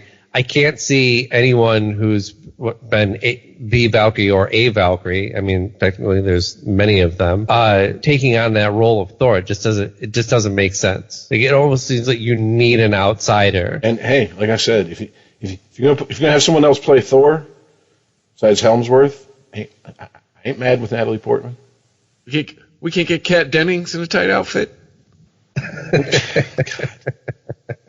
Overrated ever. Jesus. What? Have you seen her in a low-cut blouse? Yeah, she got big tits, okay? I'm sorry, but like the rest of it is like, really? That's it? Okay. I mean, like, I'm not kicking her out of bed for eating crackers, but I mean, I'm not. I get it. You're the sassy white chick. You know what I'm saying? Like, if I want snarky white chicks, Aubrey Plaza, where are you at? You know what I'm saying? Like, there's people that do it better. Yeah, and she's got talent. Yes. Aubrey Plaza. Who was, she had, I know you don't watch Legion, but she's just been fantastic in this season. And, spoiler alert, has a big death scene in this last episode. Well, didn't you say this is the last season of Legion? Yeah, this is the last season. And they're doing time travel, too, so lots of people have died. We're not sure any of it's going to stay. In true comic book fashion. Yeah. But, yeah, back to the Marvel Cinematic Universe proper. Thor is going to be the last movie on the slate so far. So, I don't know if this is the totality of Phase 4. I mean, it's a lot. I don't know if they're that strict in how this breaks down, but it's starting with, well, we know the Black Widow movie has been in production already, and I think maybe the only announcement, maybe this was announced before it actually, but I heard from the announcements at San Diego Comic-Con that David Harbour is going to be in the Black Widow movie, whom I've been a long time big fan of him. I think he's just great in everything that he does. And boy, did he make the last, especially this season 3 of Stranger Things. Oh, okay. All right. The sheriff. Yes. Okay. I was like, David Harbour. I know the name, but I'm like, I couldn't picture the face. So like in the 90s, he was always doing these like indie films and shit, and it seems like he could never really get his break. And Stranger Things changed that for him. I think it's unfortunate what happened with the Hellboy movie.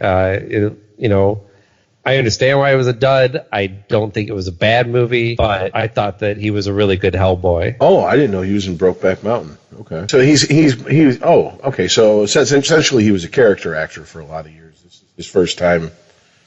In a way, he was kind of typecast as this, like, asshole 90s guy. Okay. Asshole 90s guy? Yeah. In other words, he still has a goatee, that badge of 90s hipness. Hair parted in the middle.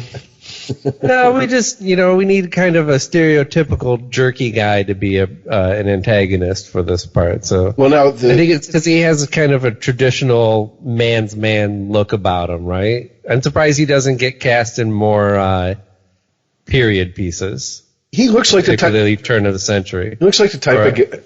I'm sorry. Go ahead. Yeah, no, I'm done. I was going to say, he looks like the type of guy that if you're hanging out with him with your boys, and he's one of the crew, that he'd let like a one cheek sneak go and be like, "Do you guys smell popcorn?" The way everyone inhaled real deep, like, and he just, like he'd enjoy it. Like, I'm just saying, like that type of guy. You guys hear that? Like, if he's someone's grandpa, he's going to say, "Pull my finger" once, unironically. I believe that. I mean, hey, seems like a cool guy to hang with. So after we get Black Widow, then comes the Falcon and Winter Soldier. Or, I'm sorry, the Falcon and the Winter Soldier. Now, this one I'm confused about. Which is what they're going with. That's the title. Even though right between the logo is Captain America's shield. And I'm like... Yes, the shield is prominently featured in the logo for the show. And the shield was handed to the Falcon. Announcement, yes. Yeah, but you think he's not going to keep teaming up with the Winter Soldier? I mean... No, I just don't think that he's going to just be like, they're going to like share the shield. Well, when they did the announcement at the Comic-Con, Anthony Mackie came out with the shield and then let Sebastian Stan hold it for a minute and then took it back from him. There's a little bit of joking with it. But yeah, I mean, it's assumed that we're going to see the Falcon actually be Captain America. I mean, maybe the ridiculous title is because they want to keep it vague and they've got some surprises. But, if the surprise is seeing in the Cap outfit, we're all expecting that anyway. Yeah, that's going to be in the last 10 minutes of the last episode of the first season. And then the next season will be Captain America and the Winter Soldier. Yeah, I can see something like that. Right. I hope they don't do that. I wish that they would just make a Captain America show, call it Captain America, and have Anthony Mackie play Captain America. I mean, he is that character. We all saw it happen. There was nothing nebulous about that conversation. Yeah, exactly. Steve Rogers expected him to take up that mantle. So, but maybe they didn't want to exclude or call it. They should call it Captain America and Bucky. Man, right? Yeah, why are you going to keep calling yourself the Winter Soldier when you're not that guy anymore? No, you're absolutely right. But I'm just imagining some old heads getting just like at the thought of that. That's not my hashtag, not my Captain America. Right. Which is asinine because, maybe I'm doing your better. Captain America is a werewolf, so where are your standards? Okay. Well, maybe I'm doing better at avoiding the nonsense. I mean, part of me would like to think so, but I haven't even really heard a lot of criticism about the mantle of Captain America being handed down to the Falcon. Like, I haven't heard what I expected to hear, which was, oh, Captain America isn't black. And the only thing I can think of is because it happened organically in the Marvel Cinematic Universe, so people are just accepting it because, oh, you mean it's a story that had an arc and this is the end of that story arc and it makes sense? Yeah. Okay. Which is proof that if you write a good story, people will go along with it. Hint, hint. Anyone who working at Disney who's working on the next Star Wars movies. Just saying. All right. story first, pander second. You know what I'm saying? I mean, you can still be 1-2, but just don't get it twisted. Now, so real quick, yes. Now that's going to be a television show. Scarlet Witch movie is going to be a prequel, obviously, right? Yeah. Well, I was going to take these in order. Oh, okay, my bad. Go ahead. After that, we're going to be going back to the movies to see The Eternals, which starring had no idea Angelina Jolie and Salma Hayek. So see that shit in IMAX. You're gonna need IMAX to fit all that on there. It's a lot of curves. You can keep Angelina. What's up, Salma? How you doing? That woman's 52 years old and finer than a lot of women who are 30. I'm just saying. She's correct. Yeah. It's a true statement. That's good genes right there. They're packing a pretty big cast overall into this movie, and it seems like they're pouring a lot into it. Wasn't there an Eternals TV show not that long ago?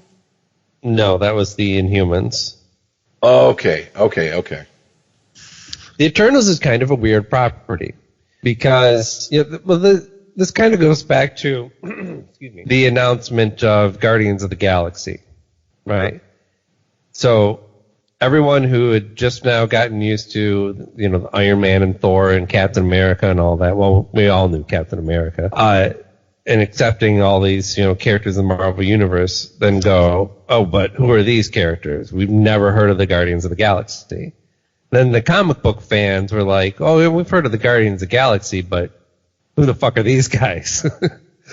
This is not the Guardians of the Galaxy that we know. And also that it's kind of a weird property for them to adapt into a movie because it was never super successful.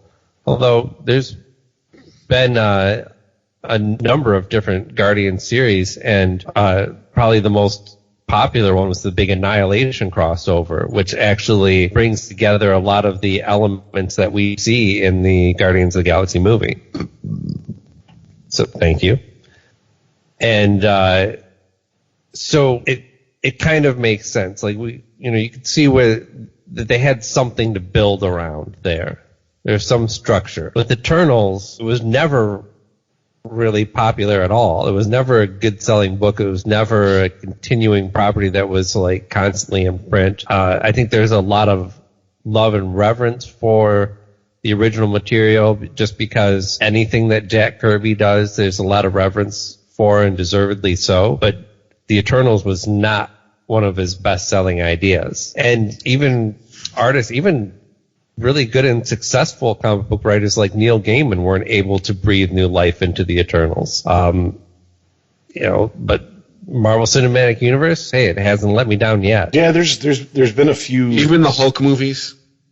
Well, okay, the Ang Lee. The Hulk movies weren't like disappointing. They're just not of the same caliber as what's come since. And to be fair, I enjoyed them.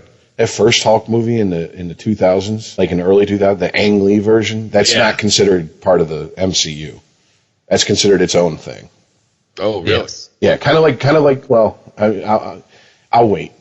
Go ahead, because I was going to mention something that they announced is coming up in Phase 4. But okay, so next is Shang-Chi. This one, that's the first movie of 2021. Yeah, that one left me scratching my head going, I have no fucking idea who this character is. Oh, okay. Well, Shang-Chi is, he's a Bronze Age character.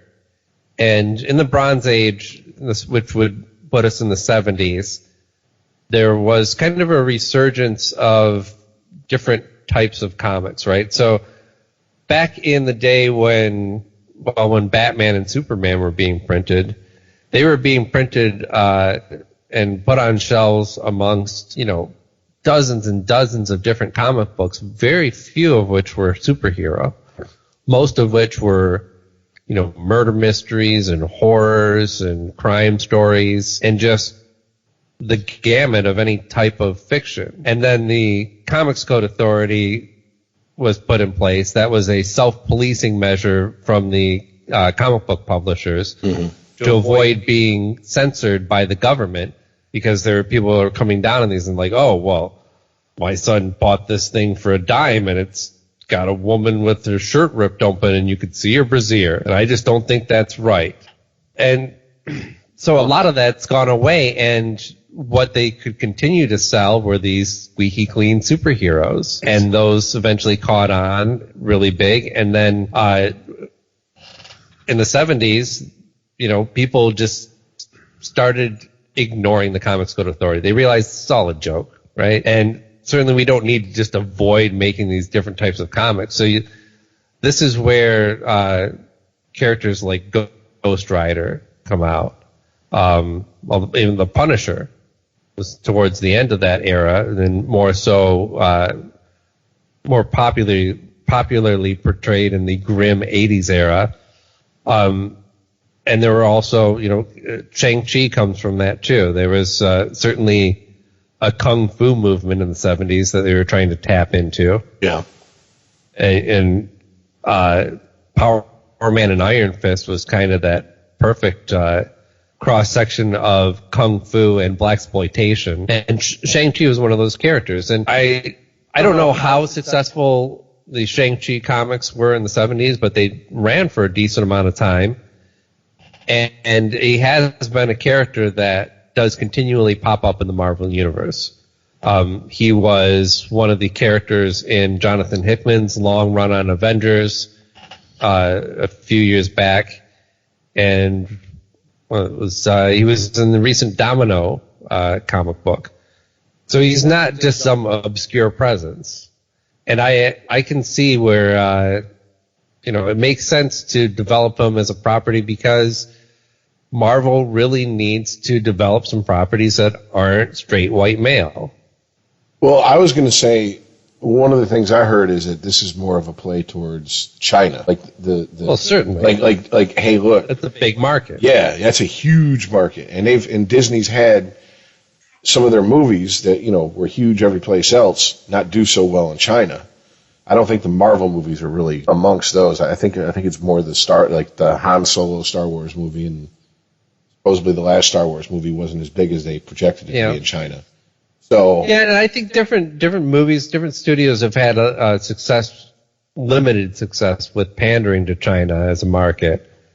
But I think the major thing that's stopping these movies like Marvel movies from being as successful in China as they are in other areas is there's a different pacing to storytelling, a different way of telling stories. It's like there's an Eastern way and a Western way.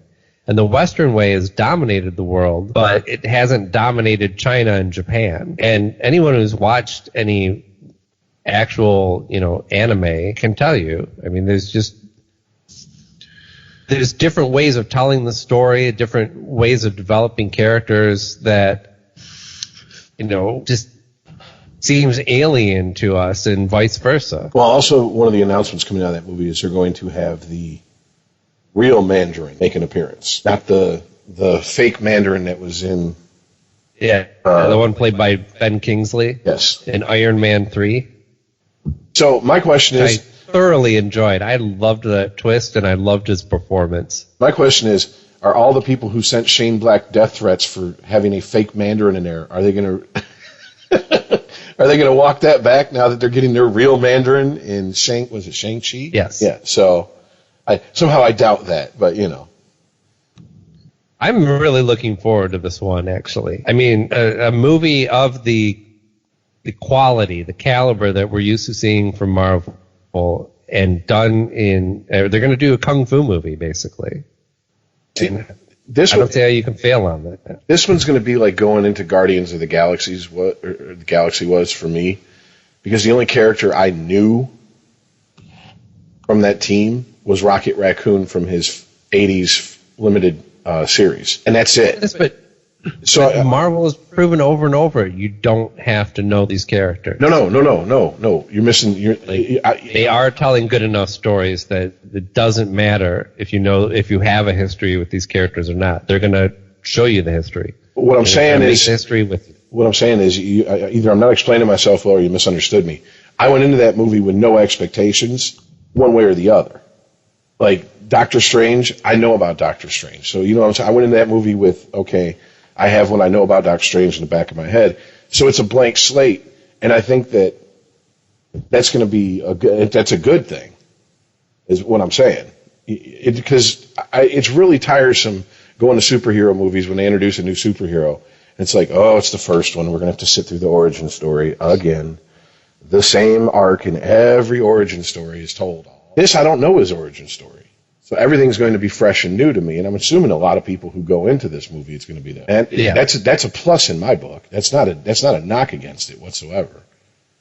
You know, when I went into Guardians of the Galaxy, like I said, I knew who Rocket Raccoon was from the 80s. I didn't know any other character. And I walked out of that movie, and that's probably my favorite Marvel movie still. So, and it's pretty ballsy to have, like, you know, back to back. So Eternals comes out in November, and then in February, Shang-Chi. So that's two big movies where they're going to be introducing a whole slate of characters that nobody's familiar with. Mm-hmm.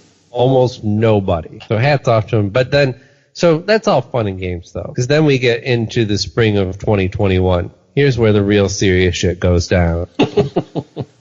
WandaVision, which is even worse title than Falcon and the Winter Soldier. When I heard the description of it, I cannot wait to see this thing. And that and the Scarlet Witch are going to tie directly into the next Doctor Strange movie, which the title of made me lose my fucking mind. Doctor Strange and the Multiverse of Madness. Which is supposedly, rumors I'm hearing, it's going to be the first Marvel horror, just flat out horror movie. Now that New Mutants has been shelved indefinitely. Described as having horror elements, but still the, good action, witty banter and whatnot. Plenty of white privilege being flaunted.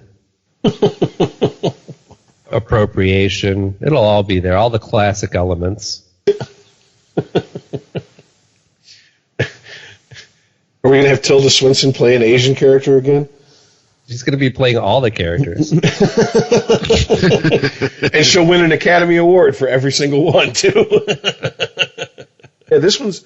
I was never a big Doctor Strange fan. Never really got into his character in the comic book. And, I watched the first Doctor Strange, was like, all right, it just wasn't my thing. I don't know. Magic isn't my thing. Same reason I'm not really into a whole lot of like Lord of the Rings type shit. But this one's kind of interesting because if he's going to be hopping around like the multiverse, that's going to give us a chance to see and bring back characters that are gone or have quote unquote moved on. So the story potential is that's what's got me hooked. And, I'm kind of a horror buff. Story, yes, and the Phase 5 potential, which I'm hoping is going to be, of course, the Fantastic Four, X-Men. Yeah. Like, the idea, this is the perfect way to introduce your properties that you've brought back home. And, this can't be the fake out, right? We had the multiversal fake out from the Spider-Man movie. We were teased that Mysterio is from another dimension or from another, alternate whatever, and it turned out that it wasn't. Yeah. So hopefully this will be the real multiverse. And then on to Loki later that year as well. The What If animated series. It's going to be crazy. One I'm really pumped for. Cast. When I read all the actors that played the characters were signed on to do their characters' voices, I was like, okay, so this isn't going to be some half-assed Disney, show that they're just putting out there to keep it in front of the kids' eyes and keep them buying toys. They're actually putting some fucking effort into it. I always love the What If series. So for two reasons, because first of all, your voice acting, that's half of whether I can watch your cartoon or not. That'll make or break it. And two, if you're going to throw that kind of money at those actors to voice your cartoon, you're not skimping on this. This isn't going to be, a bunch of dashed off animation where people are walking together in lockstep and only their mouths are moving. Not going to look like South Park. All right, so and then of course Thor: Love and Thunder, where Thor is going to be a woman. and everyone's going to lose their shit, and then they're going to shut up when they see how good the movie is because it's Taika Waititi. Well, wait a minute. If I lose your shit, you mean bust a nut? Yeah, sure. Yeah, I'm going to lose my shit. I mean, I haven't even seen the outfit, but I've imagined it in my head. So. Oh, sure. And so, wait a minute, you said Thor was the last one? Thor's the last movie. I think after that, or sometime around that, when the Thor movie comes out in the fall of 2021, is going to be the Hawkeye series, which we don't know much about, but they did have a little teaser, like animated thing for it, that clearly showed Kate Bishop, or at least we assume that the woman's name that we saw the silhouette of in the teaser is going to be Kate Bishop, because she is the one in the comics who doesn't take over the Hawkeye mantle, just takes it on additionally. To great humorous effect, actually, in the comics. There's just two Hawkeyes, and every time they run into a villain, they're like, why are there two of you? Why didn't you just call yourself something else, like everybody else? So I'm looking forward to that. I get to see more Jeremy Renner. I get to see more Hawkeye. I'm a big Hawkeye fan, and I like Kate Bishop in the comics too. See, I honestly thought they were going to take it in the direction of have him start the West Coast Avengers with like some of the lesser characters. You know what I'm saying? Mm-hmm. But and I'm surprised. You know, like I said, maybe there's more to Phase 4. I don't know how they're planning this out, but in general, it doesn't seem like there's an overarching theme to this in the way that is tied together their previous series of movies. And, you know, certainly they've done like the Guardians of the Galaxy, but even that ended up tying back into the bigger picture, you know, in a major way, because that's where your tie into Thanos is. So, I guess what I'm saying, it looks like they're actually taking some chances with this phase and not being slavishly tied to the big crossover story. I mean, well, wait a minute. Just like in the comics, you know, I love the big Marvel crossovers as much as the next person, but sometimes they're just unwieldy, and sometimes they get in the way of good runs of comics, where you have, you know, people writing long runs with an end in mind, and then editorial comes in and says, yeah, but you got to be part of Secret Wars 8, so this guy's got to die, and you can't use this guy. Yeah. I mean, DC got its head so far up its own ass for so many decades. That's why they had Crisis on Infinite Earths, just to thin the herd. And then, of course, they messed it up again. But I think they've had multiple crises. Yeah, by this point. That's what I'm saying. Yeah. I think that's just. I think that's an end point. If you're going to go down certain storytelling roads, you're going to have almost a wipe the slate clean moment. Didn't we miss a movie? Didn't we miss the Blade movie? We did not. It's not on the slate. It's not. There's been no show or movie, only the announcement that Mahershala Ali is going to be playing him, which I couldn't think of a better choice. I think, unfortunately, this kind of puts a nail in the coffin, too, of any kind of Marvel Netflix revival shows. Like, you know, I don't think we're going to see Charlie Cox's Daredevil ever again, or the rest. Whoever those other guys were. The Punisher because, and Jessica Jones.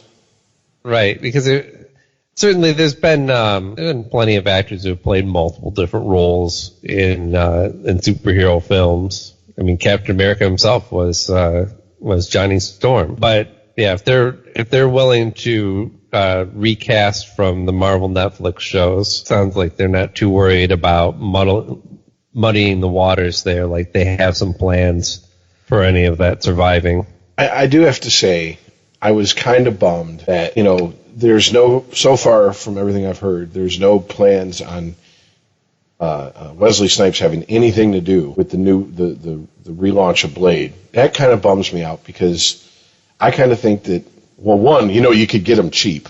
He needs to work. You know, Christ, he went to prison because he didn't pay his taxes. So they could probably got him on the cheap. And two, it's just I just associate him so much with that role. Well, this is Marvel, so you're probably going to get a cameo. I would hope so. And there was speculation that like he might play the new version of Wexler.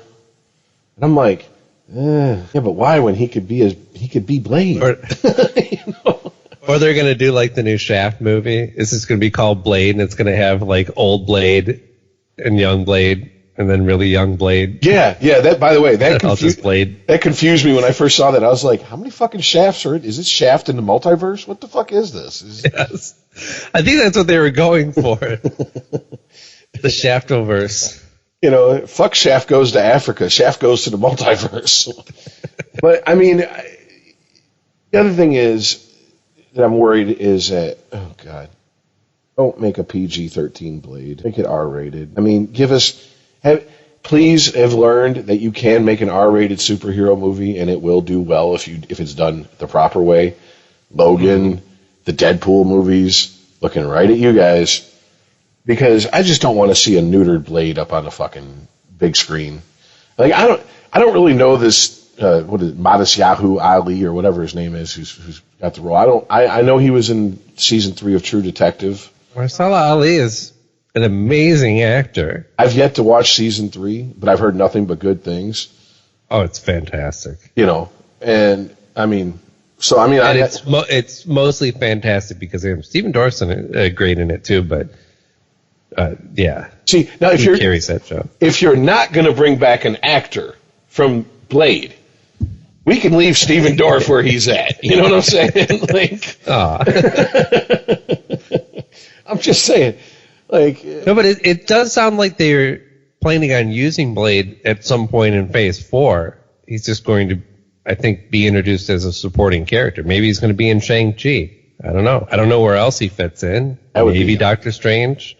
They said they were going for a little bit of horror. That would be the shit if he was in both, though. He could be. I mean, and by the way, if they fuck this up, then I'm gonna be like, you can't fuck Blade. He has to be a badass. He has to have the Blade persona. You know what I'm saying? Don't try to turn him into, you know, Ant-Man Part 2, wisecracking vampire killer. You know, maybe that's their big crossover event that's going to cap off Phase 4 as a vampire invasion. Although it's probably going to be Skrulls, but. In the Marvel universe, it's usually one of the two. It's either Skrulls or vampires. Well, it was funny because I did watch a YouTube video after they announced that Blade they had been recast. Someone did a 12-minute retrospective on Blade in the Marvel comics, and oh boy, I forgot that character didn't look anything like the Blade in the first 3 movies back in the 70s. Like. If they can change how Blade looked in the 70s to how he looked in the 90s, then I'm sure they're going to update his look, you know, undoubtedly. But I don't know how far away from the all black they're going to go. But I mean, he had some colorful outfits in the 70s. Like, oh yeah, like I didn't know vampires were colorblind. You know what I'm saying? Like it's easy to spot his. Oh shit, here comes Blade. How can you tell? Because he's wearing fucking, you know. Disco boots with fish in the fucking soles, you know. How can you tell? How can you look directly at him? Dazzler's going, damn, bro, that's bright, you know. Like, holy shit, tone it down a little bit. Right. Well, yeah, I mean, overall, we'll see. I think that I'm glad they're taking risk with some characters that aren't household names, but we all know that coming down the pike, we got Fantastic Four and the X-Men in one form or another. Mm-hmm. Probably in their Phase 5. I wouldn't be. I mean, I don't know. It seems like they are throwing a lot of heavy talent at these movies. There's a lot of good actors around here. I mean, I don't know whether they're household names or not, but some of them are. Well, some of them are household names because of these movies, like Tom Hiddleston and Chris Hemsworth. Wait, you're telling me that Hiddleston playing? Oh shit! See, there you go. I can't tell you anything else he played in. And Helmsworth and Cabin in the Woods, that's not what shot him into public consciousness? But no, there's one thing that Disney does. Disney bought Lucasfilms in 2013? And 2 years later, there was a Star Wars movie out. Disney has the rights to the Fantastic Four and X-Men. I somehow think we're going to at least get a tease of one of those two, if not both, before this phase is over with. In the movies somehow. Or, well, I would imagine they're going to introduce them in the movies, not necessarily the television show. But or the TV shows, I should say. Yeah, although I think I'd honestly rather see a Fantastic Four TV show than a movie or series of movies. I think X-Men I think you do both with X-Men, actually, because, well, there's so many different X-Men, for one thing. And so you can break them off and do like a series of TV shows and a series of movies. But Fantastic Four, I mean, I think you could just make like a really good family-oriented drama. I don't mean family like PG. I just mean about family, because that's what the Fantastic Four is about. Mm-hmm. And yeah, I think that would work really well in this serialized fashion. And at some point, can we get She-Hulk and can we get Wendy Williams to play her? Just paint her green and send her out there. But no, seriously, like, I really hope they don't stick with just, you know, okay, Doctor Doom, Galactus, Silver Surfer, boom, there's your you know, ancillary cast for the Fantastic Four. No, go a little bit deeper. You know what I'm saying? Like do it up. If you're going to do it up right. And Disney will spend. It might not be a bad idea to turn Fantastic Four into a TV show. And considering that they said the Mandalorian, the not Boba Fett TV show, it costs like close to $200 million for the first season. If they're going to dump that into that, Marvel's a bigger cash cow than Star Wars is right now. Yep. I mean, I think they said since 2008, Disney's taken in over like $27 billion in Marvel movies, and they've spent $8 total to make them. Yeah. That includes promotion. It's funny because as like both Marvel and Star Wars have rabid fans, and they announce both properties have had their share of controversy, but for Marvel, it's like the Thor movie, right? So they announce something, everyone loses their shit and goes, "Not my Thor. I'm done with Marvel." And then the movie comes out, they go see it like everyone else, and they go, "That was actually pretty good," and they shut the fuck up. Right? That's what they've done with everything with Marvel so far. Nobody remains salty. They pulled it off. It's the complete opposite with Star Wars. We all go into it with these high-ass hopes of how perfect this is going to be, and everyone comes away salty because it wasn't their perfect vision of Star Wars. Yeah, and by the way, this is a report. I don't know the accuracy of it, but if it is a true report, then I buckle up for this last Star Wars movie in the Skywalker saga.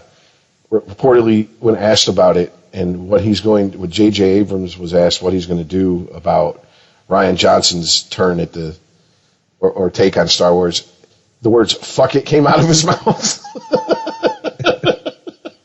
If J.J. Abrams is going, "Fuck it, this is the last one in the Skywalker trilogy anyways," who knows what the fuck we're going to see in this movie. Right. I mean, I don't know. At this point, I wouldn't be shocked if a bunch of Force ghosts had a gangbang at the end. You know what I'm saying? Yeah, I'm sure when he made the first movie in the new trilogy, he's like, I'm continuing the legacy, and now he's coming out on the tail end of it, realizing that he's actually playing a game of exquisite corpse. Well, he once described making movies, you have to give people mystery boxes. He's got a whole fucking episode 8 of a mystery box to work with. So I hope he really meant that shit. Right. Because I hope you like being on the receiving end of these mystery boxes. Yeah, no shit, right? Because everything you set up, they took that. Doesn't matter. Nope. Raised parents, bunch of drunks. Knights of Ren. Who gives a fuck? You know, I mean, it's like, okay, but yeah, there is kind of a freeing, as a fan of Star Wars, a freeing feeling going into the last one. Going, I just want to be entertained without mama jokes and I'll hold jokes in the Star Wars universe.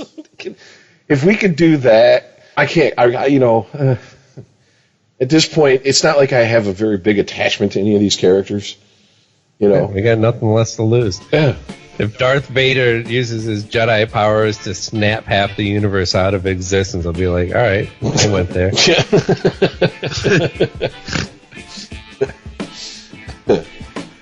Oh, shit. All right. Well, anything else, guys? That covers it. I wanted to talk about how Oregon kids can now take a mental health day at school, but I'm sure we can pick on that next week. Well, I mean, if they witness some cheek busting, they might need a mental health day. So, yeah. Yeah. You have 14 to 18-year-olds another reason to get out of school. I'm sure they won't abuse it. But anyway. This is just the part where I remind you we're on Twitter, @UnregimentedPod. Check us out on wherever you listen to podcasts. But, Spreaker.com, Spotify, Apple Podcasts, Google Play or Google Podcasts or whatever the fuck Google calls it, or ChristopherMedia.net. New shows every Saturday. You can donate if you would like to.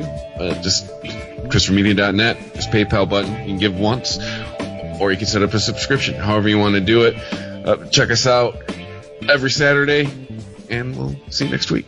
See you later, guys.